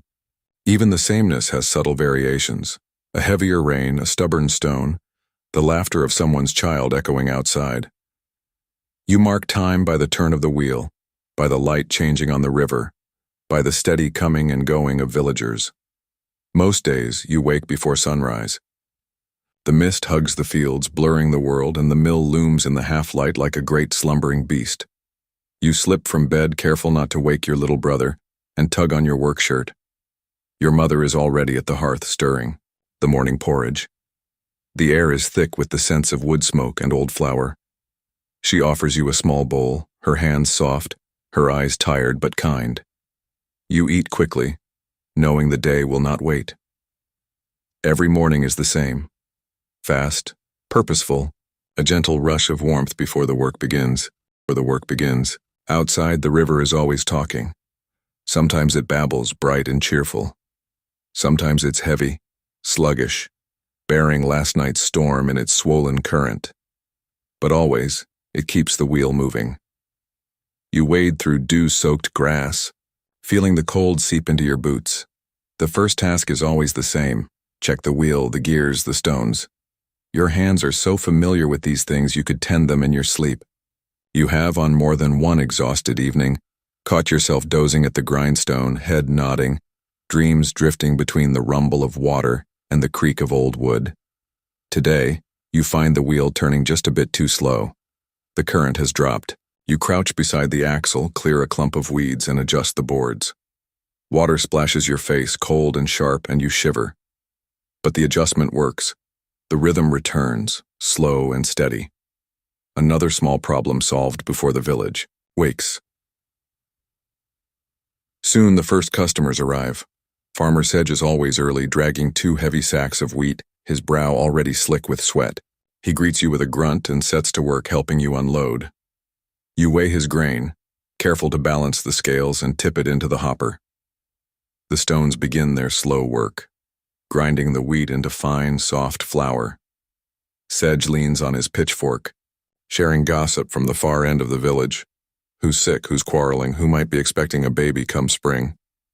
You listen, nodding, storing away the details. The mill is a crossroads, but it is also a listening post. You know more than you let on. Other villagers follow. The blacksmith's wife, thin and tired, comes for barley meal. Young Maggie brings a bundle of rye in exchange for a favor. The baker's daughter again, smiling shyly, hands dusted with flour. You give her an extra scoop just to see her smile. No one notices, or if they do, they don't care. The small kindnesses pass between you, wordless and safe. By midday, the mill is busy, the air alive with chatter. The wheel turns, the stones grind, and you move between tasks, sweeping flour, oiling the cogs, mending a loose plank. You barely stop to eat, just a chunk of brown bread and a wedge of cheese eaten standing in the doorway, staring out at the slow brown river. You think of how far it runs, winding away from your world into places you may never see. Sometimes, you feel a deep longing, a restlessness that presses behind your ribs, makes you dream of travel, of something beyond the constant grind. But the work calls you back. There's always something to do, a hopper to fill, a chute to clear, a sack to hoist onto someone's waiting cart. Your hands are never truly clean. The flour works its way into your skin, softening the rough edges but never quite hiding the calluses. As afternoon deepens, you dress the stones, a job that requires patience and care. The grinding faces wear down with use, and if you don't, keep them sharp, the flour will be coarse, the villagers will complain, and your father will sigh, disappointed. You wield the dressing tool carefully, chipping away the dull stone, breathing in the chalky dust. It's solitary work, and you lose yourself in the rhythm. The scrape, the tap, the smooth sweep of your hand over newly sharpened grooves. Sometimes while you work, you think about stories you've heard, tales of millers who grew rich, who cheated the scales and outwitted the Lord's men. There's a darkness to those stories, a warning. You know the temptation, to keep a handful extra to fudge the numbers, but you also know the risk. Rumors travel faster than the river, and a ruined reputation is impossible to rebuild. You pride yourself on fairness, even when it means going hungry in a lean year. The sun slips lower, casting long shadows across the yard. The mill slows. One last farmer appears, a stranger from a neighboring village. He's quiet, wary, his grain in an unfamiliar sack. You do your job, polite but cautious, noting the way he watches your hands, the way he glances at your ledgers. When he leaves, you check the scales again just to be sure. Trust is precious, but you never let yourself become careless. Evening settles, and the world outside the mill grows quiet. You sweep the last of the flour from the floor, lock the doors, and stretch your aching back. There's a sense of relief, a small victory at the end of a day that, despite its sameness, has gone well. No disasters, no accusations, no broken stones. You linger on the steps, letting the cool air wash over your face. The river glimmers in the last light, peaceful, as if it too is resting after a long day's work. Home is close, but you walk slowly, savoring these few minutes of solitude. Your mind drifts to the baker's daughter's smile, to the stories shared at the mill, to the dream of someday seeing the world beyond the bend in the river. When you reach your cottage, your mother welcomes you with a tired smile. Your siblings rush to show you their day's treasures, a handful of wildflowers, a bird's feather, a stone polished smooth. Supper is simple, stew and bread, laughter. Around the table, the comfort of routine. Your father asks about the day and you recount the usual, how the wheel ran, who came by, what news was worth sharing. He nods, satisfied. Your mother tousles your hair, wiping away a streak of flour. The world feels small and safe for a moment, but as you lie in bed, the mill's steady rhythm echoing in your head, you wonder what tomorrow will bring. Will the wheel turn a little faster, the river run a little higher? Will the routine ever change, or is your life destined to be measured in bushels and dust? You turn on your side, staring at the ceiling beams, listening to the night sounds, the wind in the trees, the distant call of an owl, the quiet sigh of your brother's breathing. There's a peace in it, yes, but also a longing. You don't want riches or fame, just a story of your own, a chance to step outside the mill's shadow even for a day. You promise yourself that someday you'll follow the river, just to see where it leads. But for now you close your eyes, comforted by the knowledge that at least here you are needed. The mill's song hums through your dreams, and you drift into sleep. Another day finished, another chapter quietly added to the long, unchanging story of your life. You might imagine the cook's life is filled with comfort, always close to warmth, always surrounded by the smells of roasting meats, fresh bread, bubbling stews. In truth, the cook's world is a circle of endless fires, constant noise, and demands that never truly cease. If you are the cook, or perhaps the cook's weary apprentice, you live at the heart of the manor or bustling inn. But your place is no more comfortable than the scullery maids, and your burdens are heavier than most will ever know. The day begins before dawn. You stir from your thin straw pallet, eyes gritty with smoke from yesterday's fires, and drag yourself to the kitchen while the rest of the household still sleeps. The kitchen is dark and cold, filled with the ghosts of last night's feast, bones, picked clean, bread crusts hard as stone, spilled wine sticky on the trestle tables. You light the first fire of the day, coaxing damp logs and scraps of charcoal into reluctant flame, your breath pluming in the chilly air. Your hands are already raw, your knuckles scarred from burns and careless knife slips. There's no gentle easing into the day. Not when the Lord's household expects breakfast at first light, not when hungry laborers bang on the back door for scraps. You begin at a run, slicing, stirring, checking pots left to simmer overnight. The larder must be inspected. How much bread is left? How many eggs? Which joints of meat survived the night without spoiling?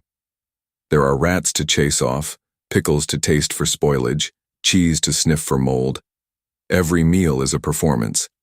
The manor's status, its very reputation, rests on what comes from your kitchen. If the Lord's stew is bland, if the roast is tough, if the bread is burnt, word will spread before the meal is finished. You measure every spice with care, though the best saffron and cinnamon are kept locked in the Lord's chest, rationed, out a pinch at a time by his steward. You make do with onions, garlic, turnips, stretching every scrap, turning bones and offal into something that might pass for a feast. And it's not just the Lord's family. There are dozens of mouths to feed, servants, guests, workers from the fields, tradesmen repairing the thatch or mending the Lord's wagon. On feast days, the numbers swell. You direct an army of helpers, shouting over the roar of flames, sending the smallest to fetch water, the strongest to haul sacks of flour, the cleverest to watch the pot so it doesn't boil over. The kitchen itself is a dangerous place. The great hearth is always hot, coals spitting and flaring, pots hanging heavy on iron hooks. The floor is slippery with grease, the air thick with smoke and steam. Knives gleam and vanish in careless hands. Burns are constant, blisters pop and bleed, and no one stops for a cut or a scald. There is always another dish to prepare. Another. Demand called from the great hall. You watch always for the Lord's temper. One wrong dish, one spoiled joint of meat, one too salty broth, and you might find yourself berated in front of the whole household. If you're lucky, the punishment is only words. If you're unlucky, it's a day's wages lost or a place at the bottom of the kitchen hierarchy. You take pride where you can, in the rare smile from the lady of the house, in the approving nod of a well-fed guest, in the empty platters returned to your table. There are moments of joy, brief and fleeting. The scent of bread rising golden in the oven, the crackle of a perfect roast, the laughter shared over a stolen apple when the kitchen's finally empty at night. You cling to those moments, holding Them close when your feet ache and your arms shake from lifting heavy cauldrons. You know the secrets of the kitchen. You know which bread is fresh, which wine is best, which spice chest the steward hasn't locked. You know where the cats hide, and which corners are safe to rest in when the work is done. You know the stories behind every scar on your hands. This one from grabbing a hot kettle too quickly. That one from a careless slice during the Christmas feast. Apprenticeship is its own torment. If you're young, you learn quickly to dodge the cook's blows and the scullery maid's curses. You fetch, you carry, you scrub pots until your fingers wrinkle and bleed. You sleep on a sack of onions, and sometimes you dream of quiet. Of a day with no shouting, no fires, no endless, relentless hunger pressing in from all sides. But you stay, because there is always food. Even if it's only scraps, only crusts, it's more than many get. You learn to taste the soup without burning your tongue, to snatch a bit of meat before it's sent up to the Lord's table, to sneak an extra roll when no one's looking. Hunger is a great teacher, and the kitchen is a place where survival depends on wit as much as strength. Feasts are the hardest. When the Lord hosts a banquet, your world explodes into chaos. Chickens must be plucked, fish gutted, pies assembled, sauces stirred until your arm nearly gives out. The kitchen swells with bodies, helpers, musicians grabbing bites between sets, children sent to steal treats for their mothers. You direct the traffic, shouting, laughing, sometimes cursing, all the while praying nothing burns and the roast boar makes it to the hall on time. The smells are overwhelming, sweet, spicy, greasy, sharp. The sound is constant, a cacophony of pots clanging, knives tapping, voices raised above the din. Your head aches with the noise, your eyes sting from the smoke, but you move faster, determined to keep up. By nightfall, when the last dish is sent out, you finally sink onto a bench, legs trembling, clothes drenched in sweat and stains. If you're lucky, there are leftovers. A heel of bread, a sliver of cheese, a cup of watered wine. You eat quickly, not even tasting, just grateful for food and rest. Sometimes, when the kitchen finally quiets, you stare into the dying coals and wonder if anyone above stairs thinks of you, the hands that feed them, the ones who make their comfort possible.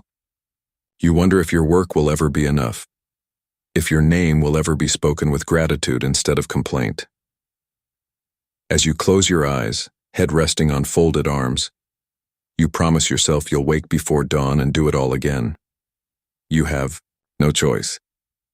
But you also have a strange pride. Your work, for all its pain and monotony, is the heartbeat of the manor.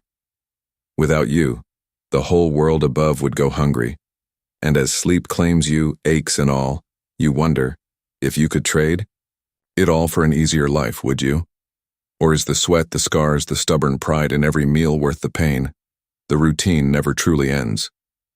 Even after a long, sleepless night, your body seems to know when it's time to rise. The kitchen's heat pulls you from your dreams, if you're lucky enough to get a few hours of real sleep.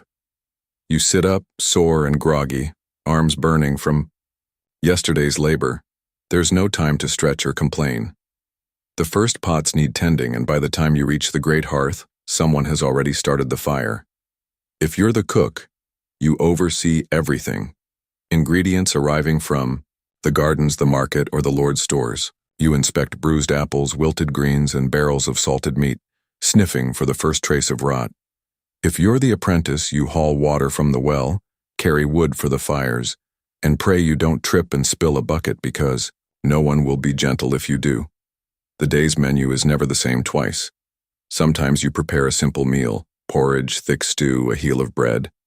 Sometimes the steward announces a guest, and suddenly you're roasting a whole pig, dressing it with herbs, stuffing it with apples and onions.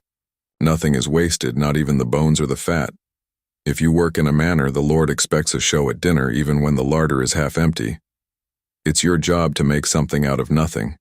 You know the pressure of having eyes on you, stewards, peering over your shoulder, maids whispering in corners, the lady herself stepping in to taste and offer advice. Sometimes she brings her daughters, their dresses trailing ash and flour across the stone floor. They giggle at your stained apron, but you can't be distracted. One wrong move, one burned sauce, and everyone will remember. Heat is your constant companion. and your greatest enemy. The kitchen is a small inferno in summer, a haven in winter. Some days the fire roars so hot your skin prickles, sweat running in rivers down your back. You have to keep your wits about you. One slip, one moment too close to the flames, and you'll carry the scar for life. The stone floor grows slippery with grease and spilled broth, and the sharp scent of burning bread can mean disaster if you're not quick. By midday the chaos builds. The kitchen fills with people and noise. The spit must be turned, pots must be stirred, herbs chopped fine and meat salted just right. The youngest children are sent to pluck chickens, and the shrieks that echo through the kitchen are part fear, part mischief. You shout orders, try to keep everyone moving. There's no room for error, and the hours fly by in a blur of sound and motion. Sometimes in the midst of it all, you feel a strange sense of power. You control the timing of the meal, the flavors that rise from the pot, the small joys that fill the hall with warmth and satisfaction. The cook is invisible and indispensable. The difference between a happy lord and a sulking one is often a pinch of salt, a sprig of thyme, a loaf of bread pulled from the oven at just the right moment. But the praise is rare, and so is gratitude. You're more likely to hear complaints. Why? The fish is dry. Why the broth is bland. Why there weren't enough pies at the last feast. The Lord's guests speak as if the meal appeared by magic, as if the sweat and scars of the kitchen don't matter at all.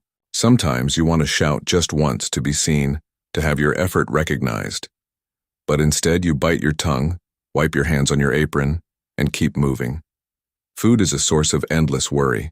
The stores are never as full as you wish. The rats and insects always find a way in.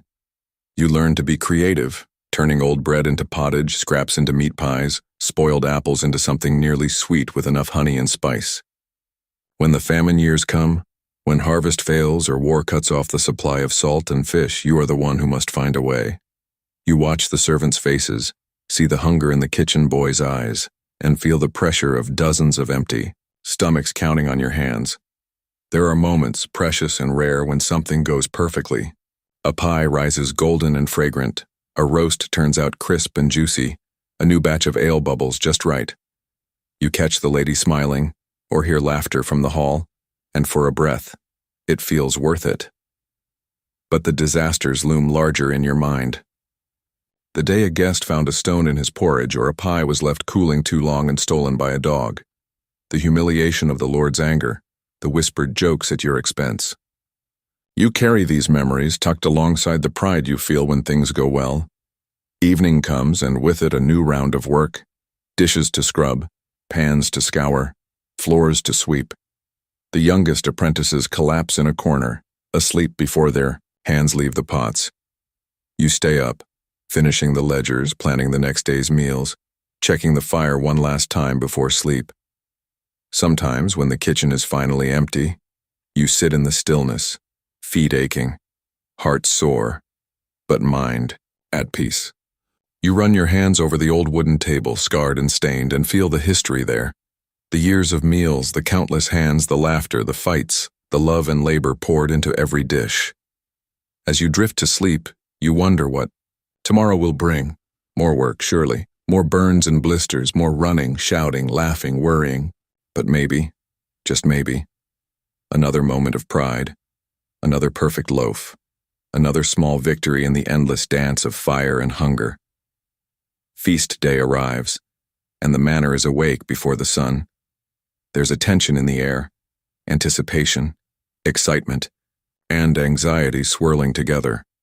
The kitchen is at the center of it all, its walls echoing with the clatter of pots, the calls for more wood, the nervous laughter of apprentices hoping not to draw the cook's ire today. You're up before anyone, standing at the heart of the storm, sleeves rolled high, hands already dusted with flour and grease. You start with the bread, dozens of loaves kneaded and shaped before the rooster crows. The dough is sticky, your fingers moving quickly, feeling for the right texture. Next comes the meat. You inspect the fowl, the joints of pork and beef, the racks of ribs, checking for freshness, trimming away anything spoiled. Every cut counts. Every mistake will be tasted by a guest, gossiped about for weeks if the meat is tough or the flavor bland.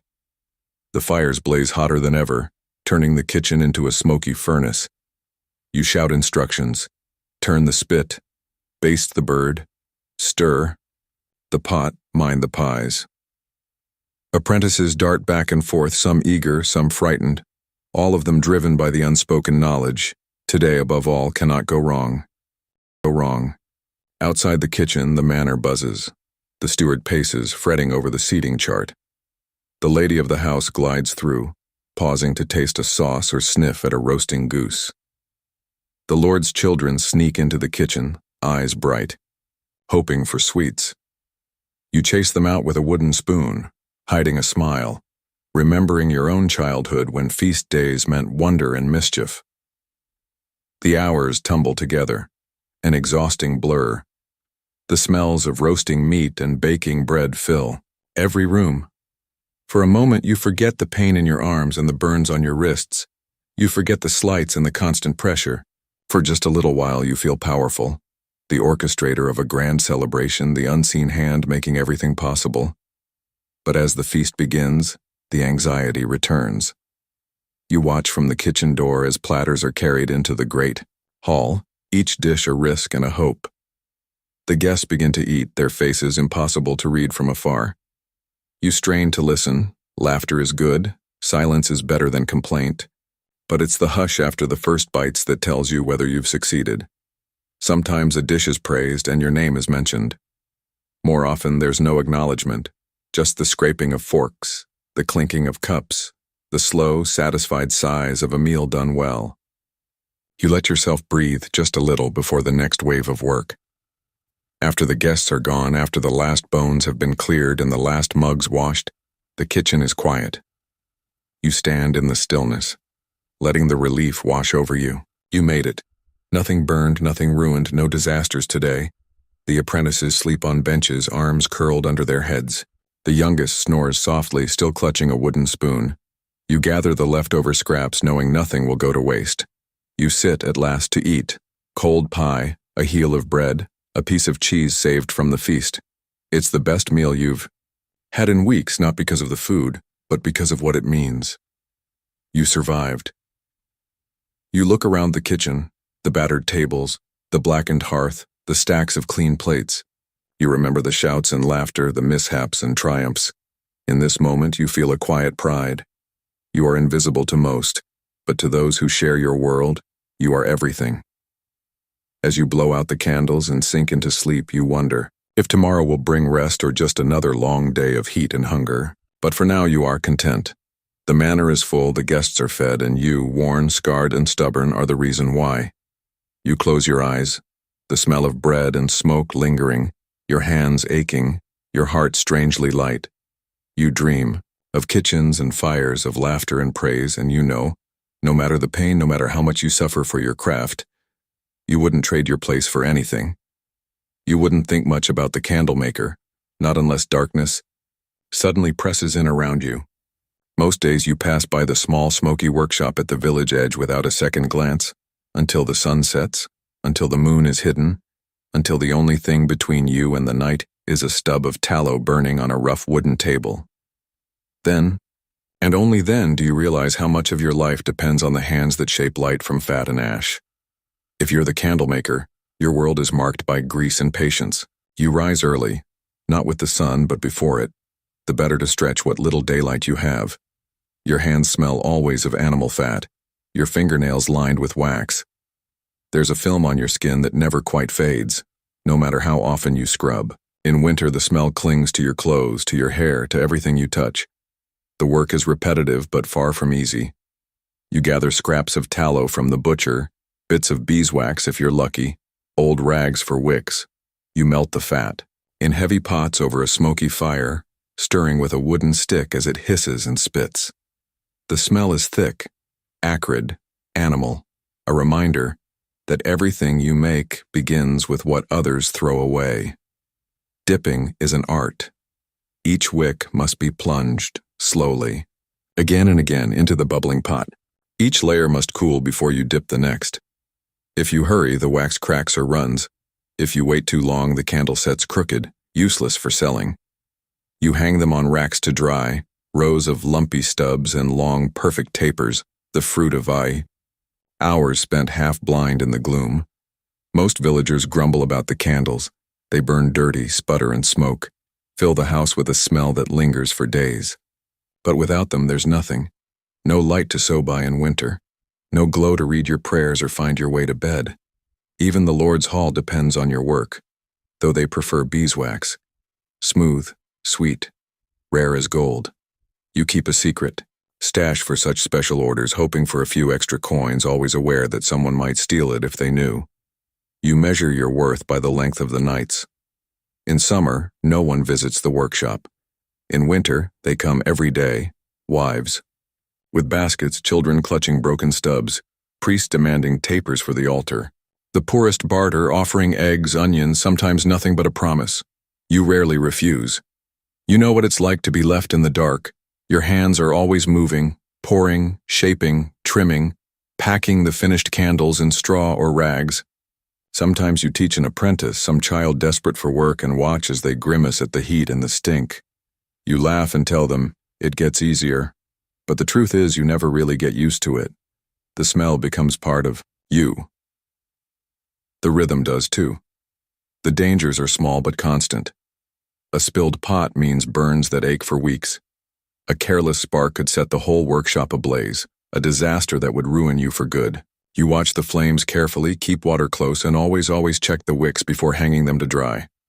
When night falls, you light a candle in your own cottage, watching the flame shiver on the wall.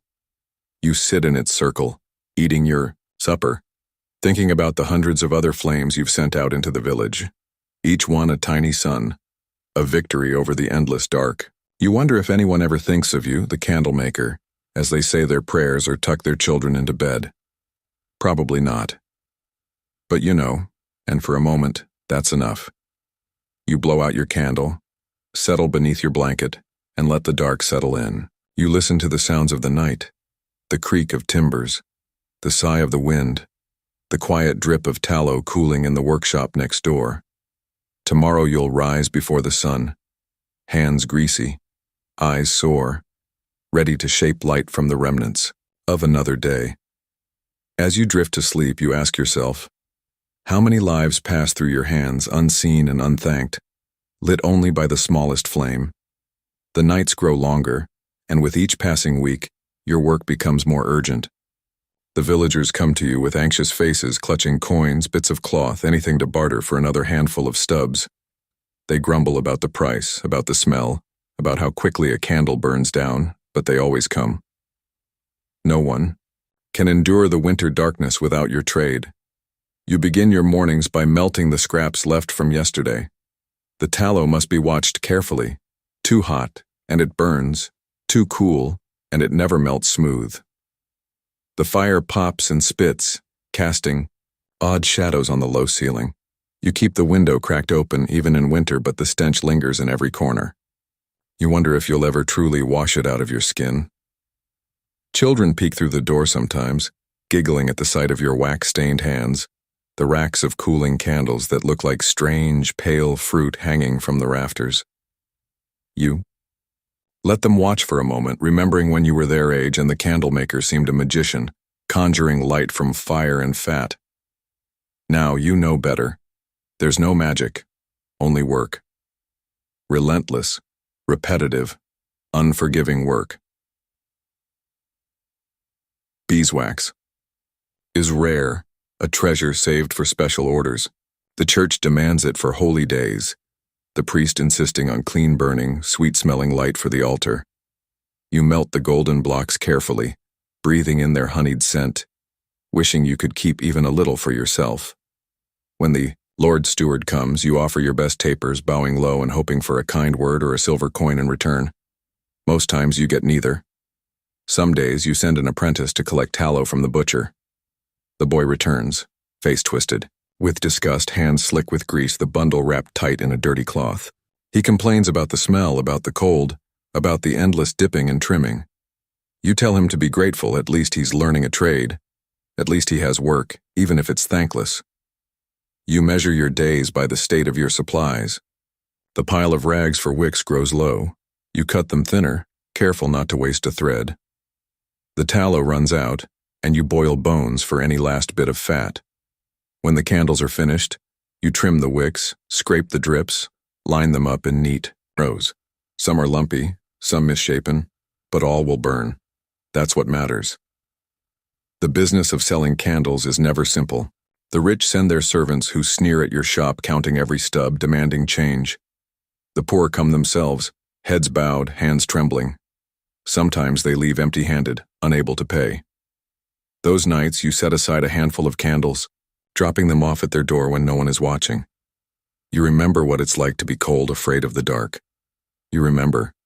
So you give, even when you shouldn't. When you shouldn't. Night falls early. You light a candle in the window, its glow a small beacon in the gathering gloom. The flame flickers and bends in the draft, but it holds steady. You sit beside it, mending wicks by hand, the world shrinking to the circle of light on your table. Outside, footsteps crunch past, voices rise and fade. You listen, content to be alone with your thoughts. Sometimes you envy other trades. The baker, whose bread brings comfort to every table. The blacksmith, whose hands shape tools and weapons, who walks with pride through the village square. Your own work is humble, forgotten by day, essential by night. But there is a quiet satisfaction in it, a pride you carry even as you scrape the wax from your fingers, as you count your coins and plan for another long, cold week.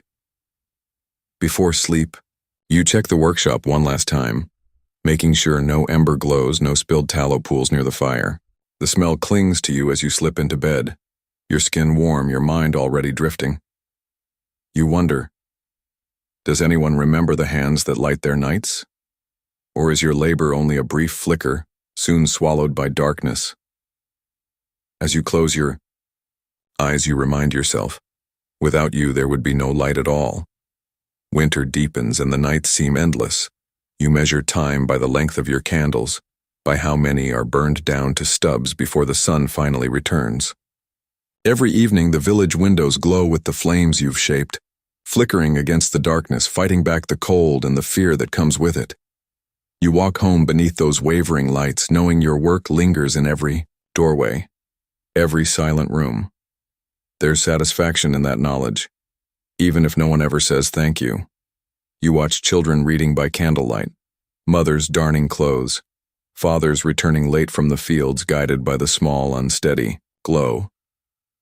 The church is bright on holy days, the altar wreathed in sweet beeswax, the congregation gathered in warmth and wonder. Sometimes as you kneel in the back pew you catch the priest's eye, a quick nod, a silent acknowledgement of your unseen labor. Of course, not everything goes well. Sometimes a batch of tallow spoils and the candles sputter and smoke, leaving black stains on the ceiling.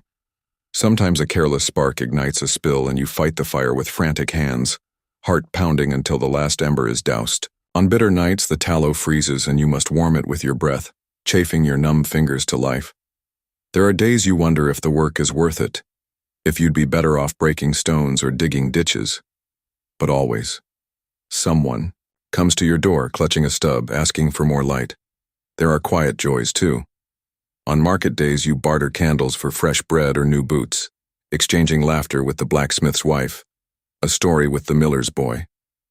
Sometimes a stranger passing through the village buys a dozen tapers for the road ahead, and you wonder where your light will travel, what distant shadows it might chase away. As spring nears, your hands are rougher, your hair forever scented with wax and smoke, but you move with confidence, knowing your trade, proud of your small place in the great wheel of the village. The apprentice you've trained learns faster now, his complaints fading as he finds his own rhythm, his own pride in the work. On the last cold night of the year, you sit by the fire, a single beeswax candle burning between your palms. Its light is steady, golden, almost warm as sunlight. You close your eyes and remember all the nights before, the fear of the dark, the slow making of light, the patience and skill pressed into every taper. You wonder if, centuries from now, someone will remember the candle makers, the ones who stood between the world and night. Maybe they won't. Maybe your labor will fade, your name lost to time. But tonight, in the quiet, as you watch the flame dance on the wall, You know you've kept the darkness at bay for another season. You know deep down that's enough. As you blow out the candle and let sleep claim you, you hold on to a simple truth. Even the smallest flame can mean everything to someone lost in the dark. Most people picture castle guards as fierce, heroic figures, men with shining armor, sharp swords, and unyielding eyes. But if you step into their shoes for a single day, you'll find a very different truth. The life of a castle guard is a long, slow battle against boredom, discomfort, and the weight of endless, watchful hours. You rise before the sun, the cold, seeping through your thin blanket, your breath turning to mist in the dim barracks. The captain's voice is the first thing you hear, barking orders even before your feet hit the flagstones. You dress in the half-dark, buckling a worn belt, tugging on heavy boots, reaching for the rough wool of your uniform tunic. Your sword isn't gleaming, your armor is dented, and the leather straps dig into your shoulders with every step. Breakfast is a mug of ale and a crust of stale bread, eaten standing by the barracks door. The cook nods as you pass, already ladling gruel for the next shift. No one speaks much, there's nothing to say. The routine is too familiar, too unchanging, and you're already thinking of the day ahead, its hours stretching out in your mind like a road with no end. You take your place on the wall, hands cold on your pike, eyes straining to see through the fog that clings to the ramparts. Your job mostly is to watch. Watch the gate. Watch the woods. Watch the villagers coming and going. Sometimes, hours pass with nothing more to do than count crows in the fields or try to remember the words to an old marching song. You fight sleep with every breath, forcing yourself to pace the stones, slap your cheeks, stretch your arms. Boredom gnaws at you more than hunger, more than fear. There are no glorious battles here, no dragons at the gate, no armies gathering. In the hills, the biggest threat most days is the weather. Rain soaks you through, turning your cloak heavy and sour. The wind stings your face, numbing your hands until you can barely hold your weapon. The sun is rare, but when it comes you squint, grateful for warmth even if it's only for a moment. The other guards pass the time in their own ways. Some carve bits of wood, making little figures or whistles. Some gamble with dice, risking a week's wages on the throw. Others whisper gossip, trading tales of the lord's household, the cook's new apprentice, or the visiting merchant who claims to have seen the king himself. You listen, sometimes joining in, sometimes staring out over the battlements, your mind wandering far from stone and iron. At midday, you're relieved by the next watch. You stumble down narrow stairs to the guard room, shaking out your cloak and sinking onto a bench by the fire. The relief is real, but brief. You share food. With the others, a bit of cheese, a handful of dried apples, a jug of thin wine. Conversation is sparse. Everyone knows what comes next. Another shift. Another endless hour staring at the horizon, hoping for something, anything to happen. Once in a while, something does. A traveler approaches, and you're called to the gate. A horse throws a shoe, and you're sent to help the blacksmith. The lord's son gets into a fight, and you're there to pull him off his opponent. Both boys red-faced and furious. These moments are rare, and when they're over, you almost wish for the boredom again, because excitement in a castle rarely means anything good. The nights are the worst. Cold, dark, and so quiet, your own heartbeat sounds loud as a drum. You pace the ramparts, straining to see beyond the torchlight, fighting off the sleep that wants to drag you down. Sometimes you talk to the moon, or hum a lullaby your mother used to sing. Sometimes you think about home, a cottage far away, a family you haven't seen in years, a life that feels like a story you once heard. When your shift finally ends, you collapse into your bunk, aching, exhausted, and restless all at once. You dream of action, of glory, of the hero's life you imagined as a boy. But morning always comes, and with it, the familiar grind, the long, empty hours of a castle guard. And as you drift to sleep, you ask yourself, is it bravery to face battle or to face the endless days of waiting for it? Is your place in history marked by your sword or by your patience? The next day dawns, if you can call it that. Gray light filtering through narrow windows, another round of clanking armor, aching muscles, and the same tired faces you see every morning.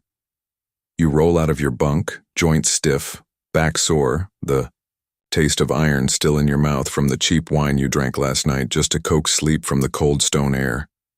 The captain is already shouting, demanding speed and discipline, as if there's an enemy at the gate instead of a pair of squabbling chickens in the courtyard.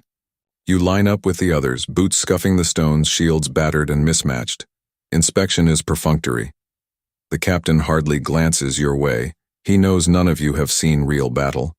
Not in years, not in this quiet corner of the Lord's domain.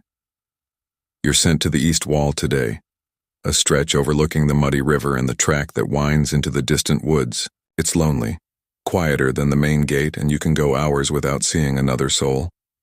You settle in, adjusting your grip on your spear, letting your gaze wander across the endless patchwork of fields, the fluttering clotheslines, the crooked row of cottages. You count clouds, watch the shadow of a hawk circling high above, listen to the wind rattling the pennants on the towers. Time stretches, slow and syrupy. Your mind drifts, sometimes to stories the other guards tell at night, sometimes to worries you can't shake. Will the Lord cut your pay again this winter? Will the cook remember to set aside a crust of bread for you after the evening meal? What would you do if by some miracle something actually happened, a messenger riding in with news of war, a stranger at the gate, a fire in the village? You don't know whether to fear such excitement or wish for it. You make the rounds with the other guards, exchanging a nod, a tired joke, a muttered complaint about the weather or the captain's temper. The camaraderie is there. Hidden beneath the gruffness, everyone is bored, everyone is tired, everyone knows what it means to long for change and dread it all at once. You share rations, gamble for scraps, swap stories so old you barely remember what's true anymore. Afternoon brings a brief diversion. A merchant caravan approaches, oxen plodding, wagons creaking beneath piles of goods. You rouse yourself, check the list at the gate, wave them through after a few quick questions. Their guards look as bored as you feel, and for a moment you trade the same weary smiles, both of you recognizing the futility of the ritual. They disappear into the castle yard, and you're left staring at the empty road, wishing you'd asked for a fig, or a story from someplace far away. As the sun dips lower, the cold creeps in again. You stamp your feet, pull your cloak tighter, watch your breath mist in the air. The cook's boy brings a cup of weak ale and a hunk of bread, both barely warm. You thank him anyway. Small mercies count for a lot when you're up on the wall, surrounded by nothing but stone and sky. Evening falls and you pace the ramparts, counting torches as they're lit one by one. The shadows deepen, the river glows silver, and you hear distant laughter from the village below. Part of you aches to be down there, to be anywhere but here, above it all, a watcher with no one to talk to but your own echo. The other part of you understands. The village needs guards, even bored ones, and your presence lets others sleep in peace. Your shift ends at last, and you trudge back down the winding stairs. The barracks are noisy now, firelight flickering, mugs passed from hand to hand. You join the circle, sharing the day's nothingness, letting the routine wrap around you like a worn blanket. Tomorrow will be the same. Another watch, another quiet day, another battle with boredom. As you close your eyes in the noisy dark, you wonder, is there honor in the waiting? Does anyone remember the ones who kept watch when nothing happened, who stood between peace and chaos by simply enduring the long, slow hours? Or are you just a shadow on the wall, forgotten as soon as you're gone? Another day, another watch. Sometimes you lose track. Was it yesterday you stood on the west wall, or the day before? Did you see a trader's cart at dawn, or was that only in a dream? The hours blend together, separated only by meals, by roll call, by the slow passage of sun and shadow across the stones. The boredom feels endless, settling in your bones like the cold. Yet there's a strange comfort in the routine. The rituals become their own kind of shield. Checking weapons, pacing the ramparts, nodding to the same faces, hearing the same tired jokes. You know every chip in the battlement, every echo in the stairwell, every way the wind whistles around, the towers when the weather turns. You know how to move quietly at night, how to keep yourself awake with a song or a whispered prayer, how to spot the first glimmer of sunrise over the distant hills. One afternoon the captain calls you and two others to the gate. A lost child from the village has wandered inside the walls, wide-eyed and shivering. You kneel down, wrap your cloak around his shoulders, and promise he'll be safe. For once, your presence means something. Your calm, your steadiness, your patience. You lead him back to his mother, her gratitude clumsy but real. It's a small thing, but it lingers in your mind all day. Maybe this is what guarding is really about. Not the sword, not the armor, but being there when someone needs you most. Night brings another round of watch. The castle glows with torchlight, shadows stretching long across the courtyard. Somewhere a dog barks. Somewhere below, a couple argues, their voices carried up on the wind. You lean against the wall, your eyes scanning the horizon, mind wandering to other places, other lives. Do you miss the freedom you might have had? Or have you made your peace with these walls? When excitement finally comes, it's almost a relief. A rider appears at dusk, breathless, cloak torn, bearing news from a neighboring lord. The gate is thrown open, and for a brief hour, the barracks buzzes with urgency. You're ready, spear in hand, armor strapped tight, heart pounding with the thought that finally you might be needed. But the news is not war, only word of a distant wedding and a warning about bandits on the road. The gates close and the castle exhales, relief, disappointment, and the slow return of stillness. Back in your bunk, you find yourself almost grateful for the calm. You remember the old guard's warnings. Glory comes with blood, and most days, you'll pray for boredom to return. You turn over, tucking your hands beneath your head, and listen to the castle settle around you. Stone and wood, wind and voices, the constant steady beat of safe and uneventful days. Before you drift off, you think of all the unseen, uncelebrated hours. You wonder if history remembers the watchful, the patient, the ones who stood their post while the world spun quietly on. Maybe it doesn't matter. Maybe it's enough to know you kept the night at bay, that your quiet presence let others dream, in peace.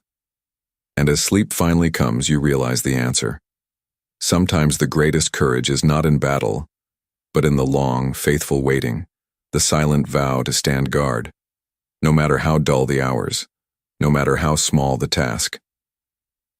Night. Patrol. The castle is hushed, stones cold beneath your boots, the only sound your own footsteps echoing along the empty battlements.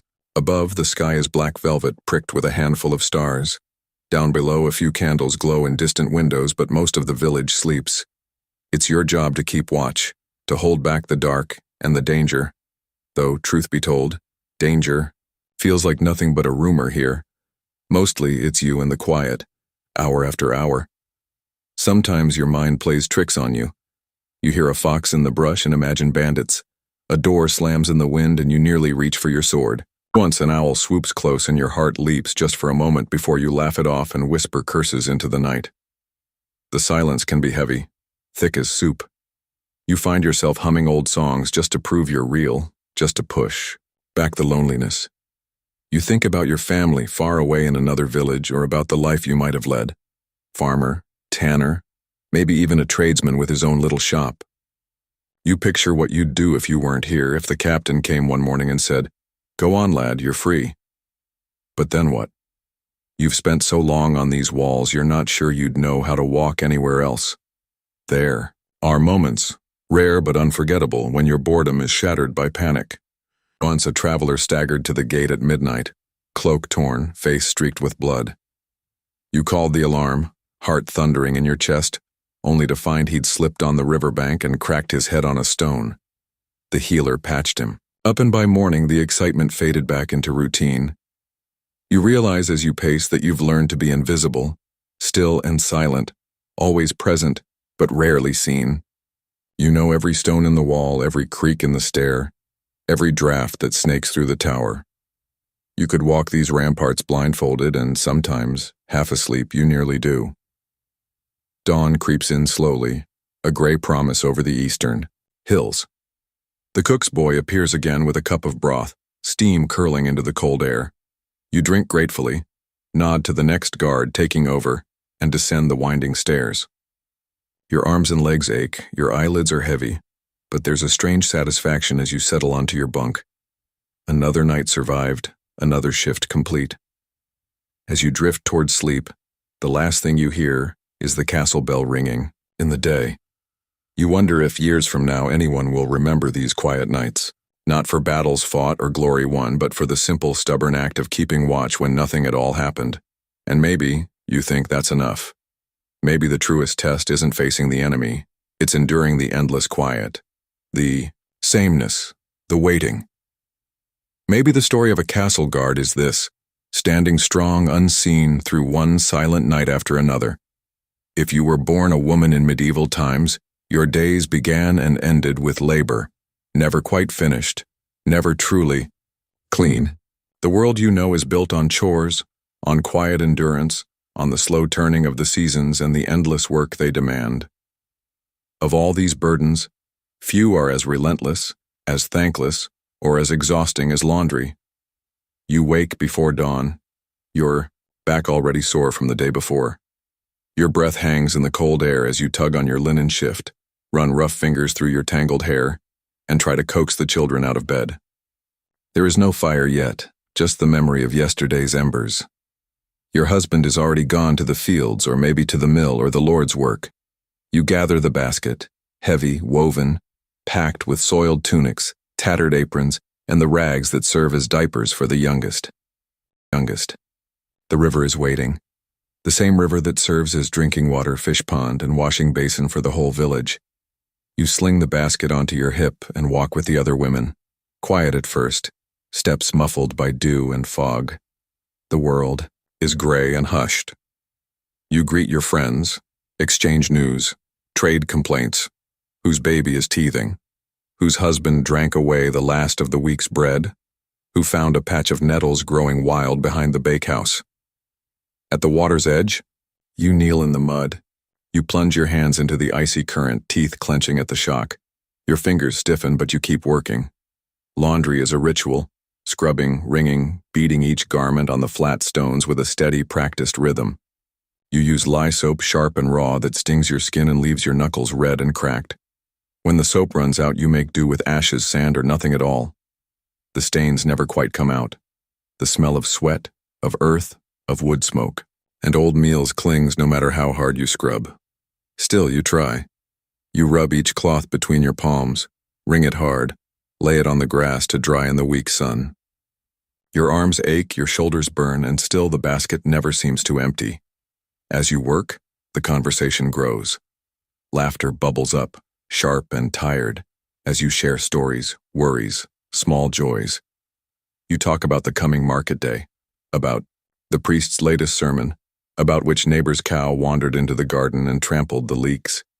These are your moments of fellowship, your chance to remember you are not alone. But laundry isn't your only battle. Lice are everywhere, tiny, crawling reminders that no one is truly clean. You comb your hair with a bone or wooden comb, searching for eggs, plucking them out one by one.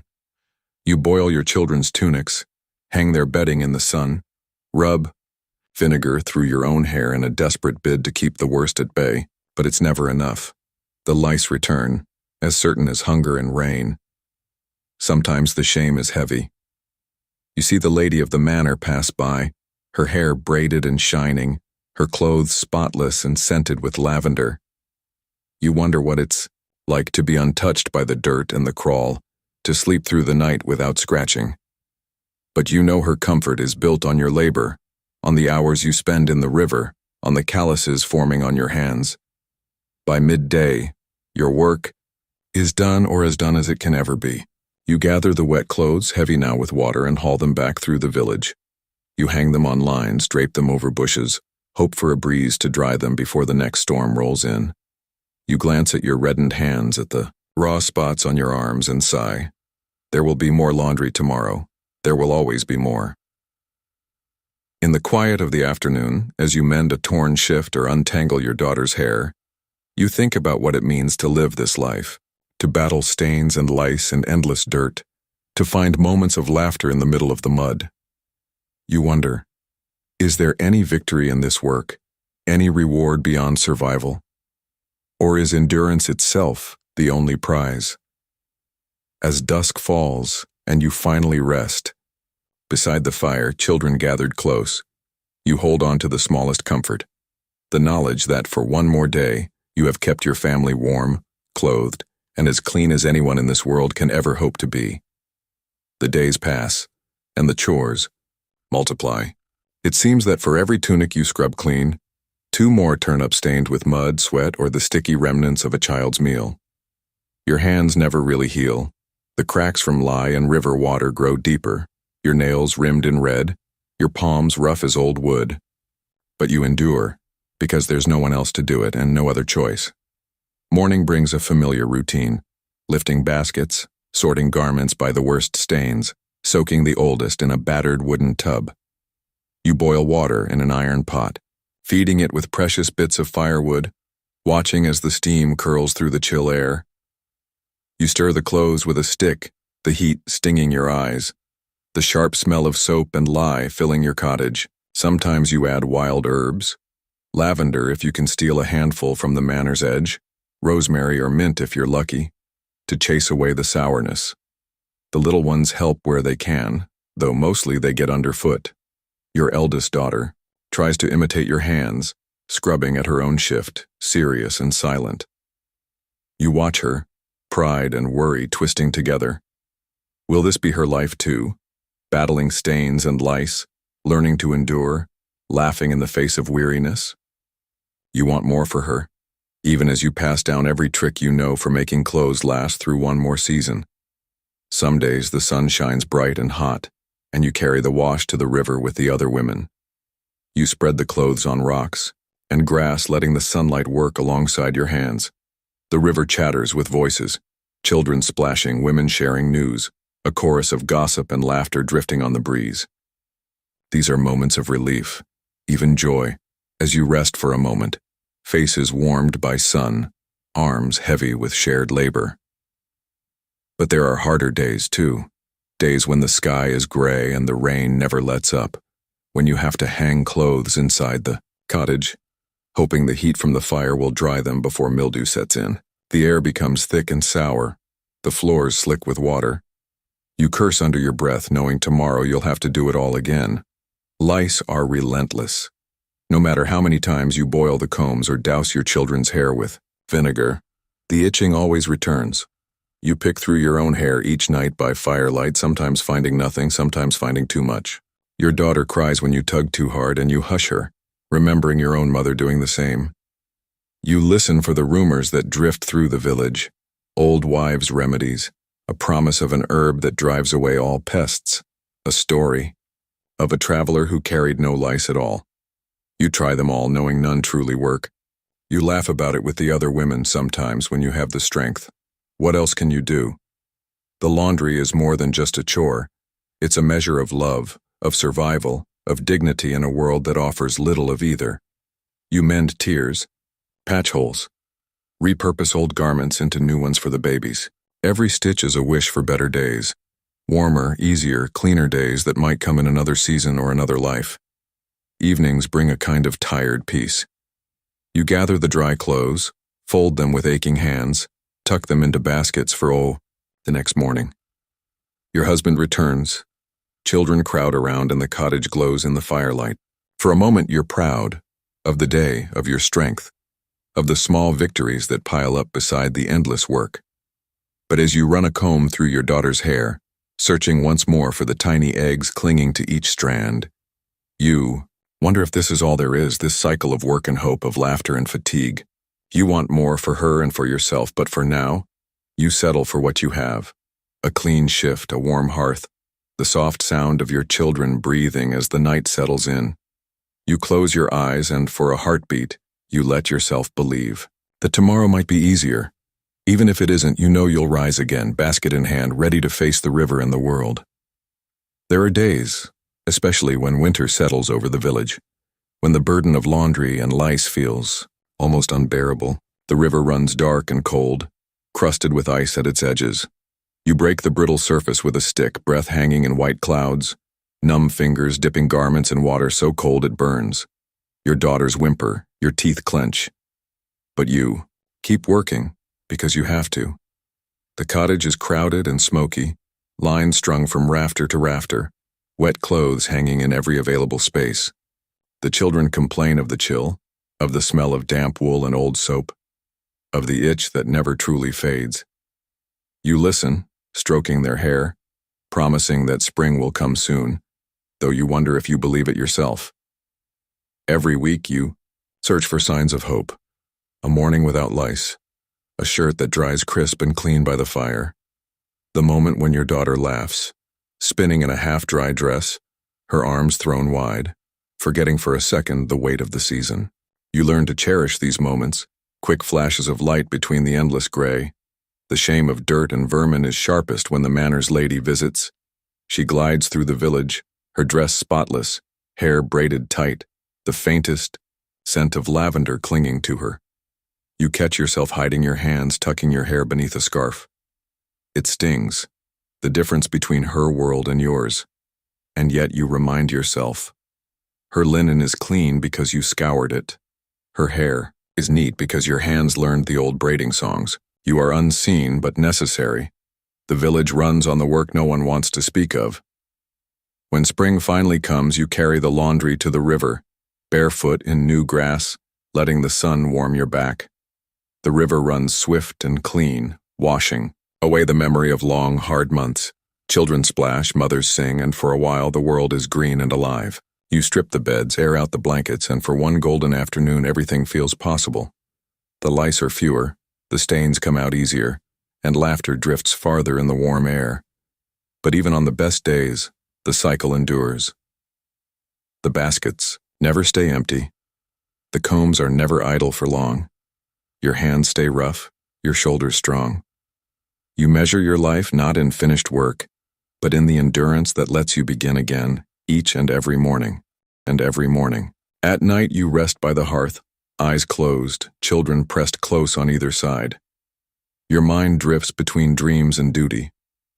You know there are women in every cottage, in every village, doing just what you are doing. Quiet, necessary work that no one will write songs about, but that holds the world together all the same. As the fire fades and the house grows quiet, you find comfort in that. Not glory, not ease, but the certainty that you have given your best and that tomorrow you'll rise again. Basket in hand, ready to meet the day, whatever it brings. And maybe you think that's a kind of victory too. You've traveled far tonight. Across muddy fields and crowded markets, down quiet riverbanks into smoky kitchens and freezing laundries. You've felt the calluses on your hands, the ache in your back, the sting of winter's cold, and the comfort of warmth shared with strangers, or family at the end of a long day.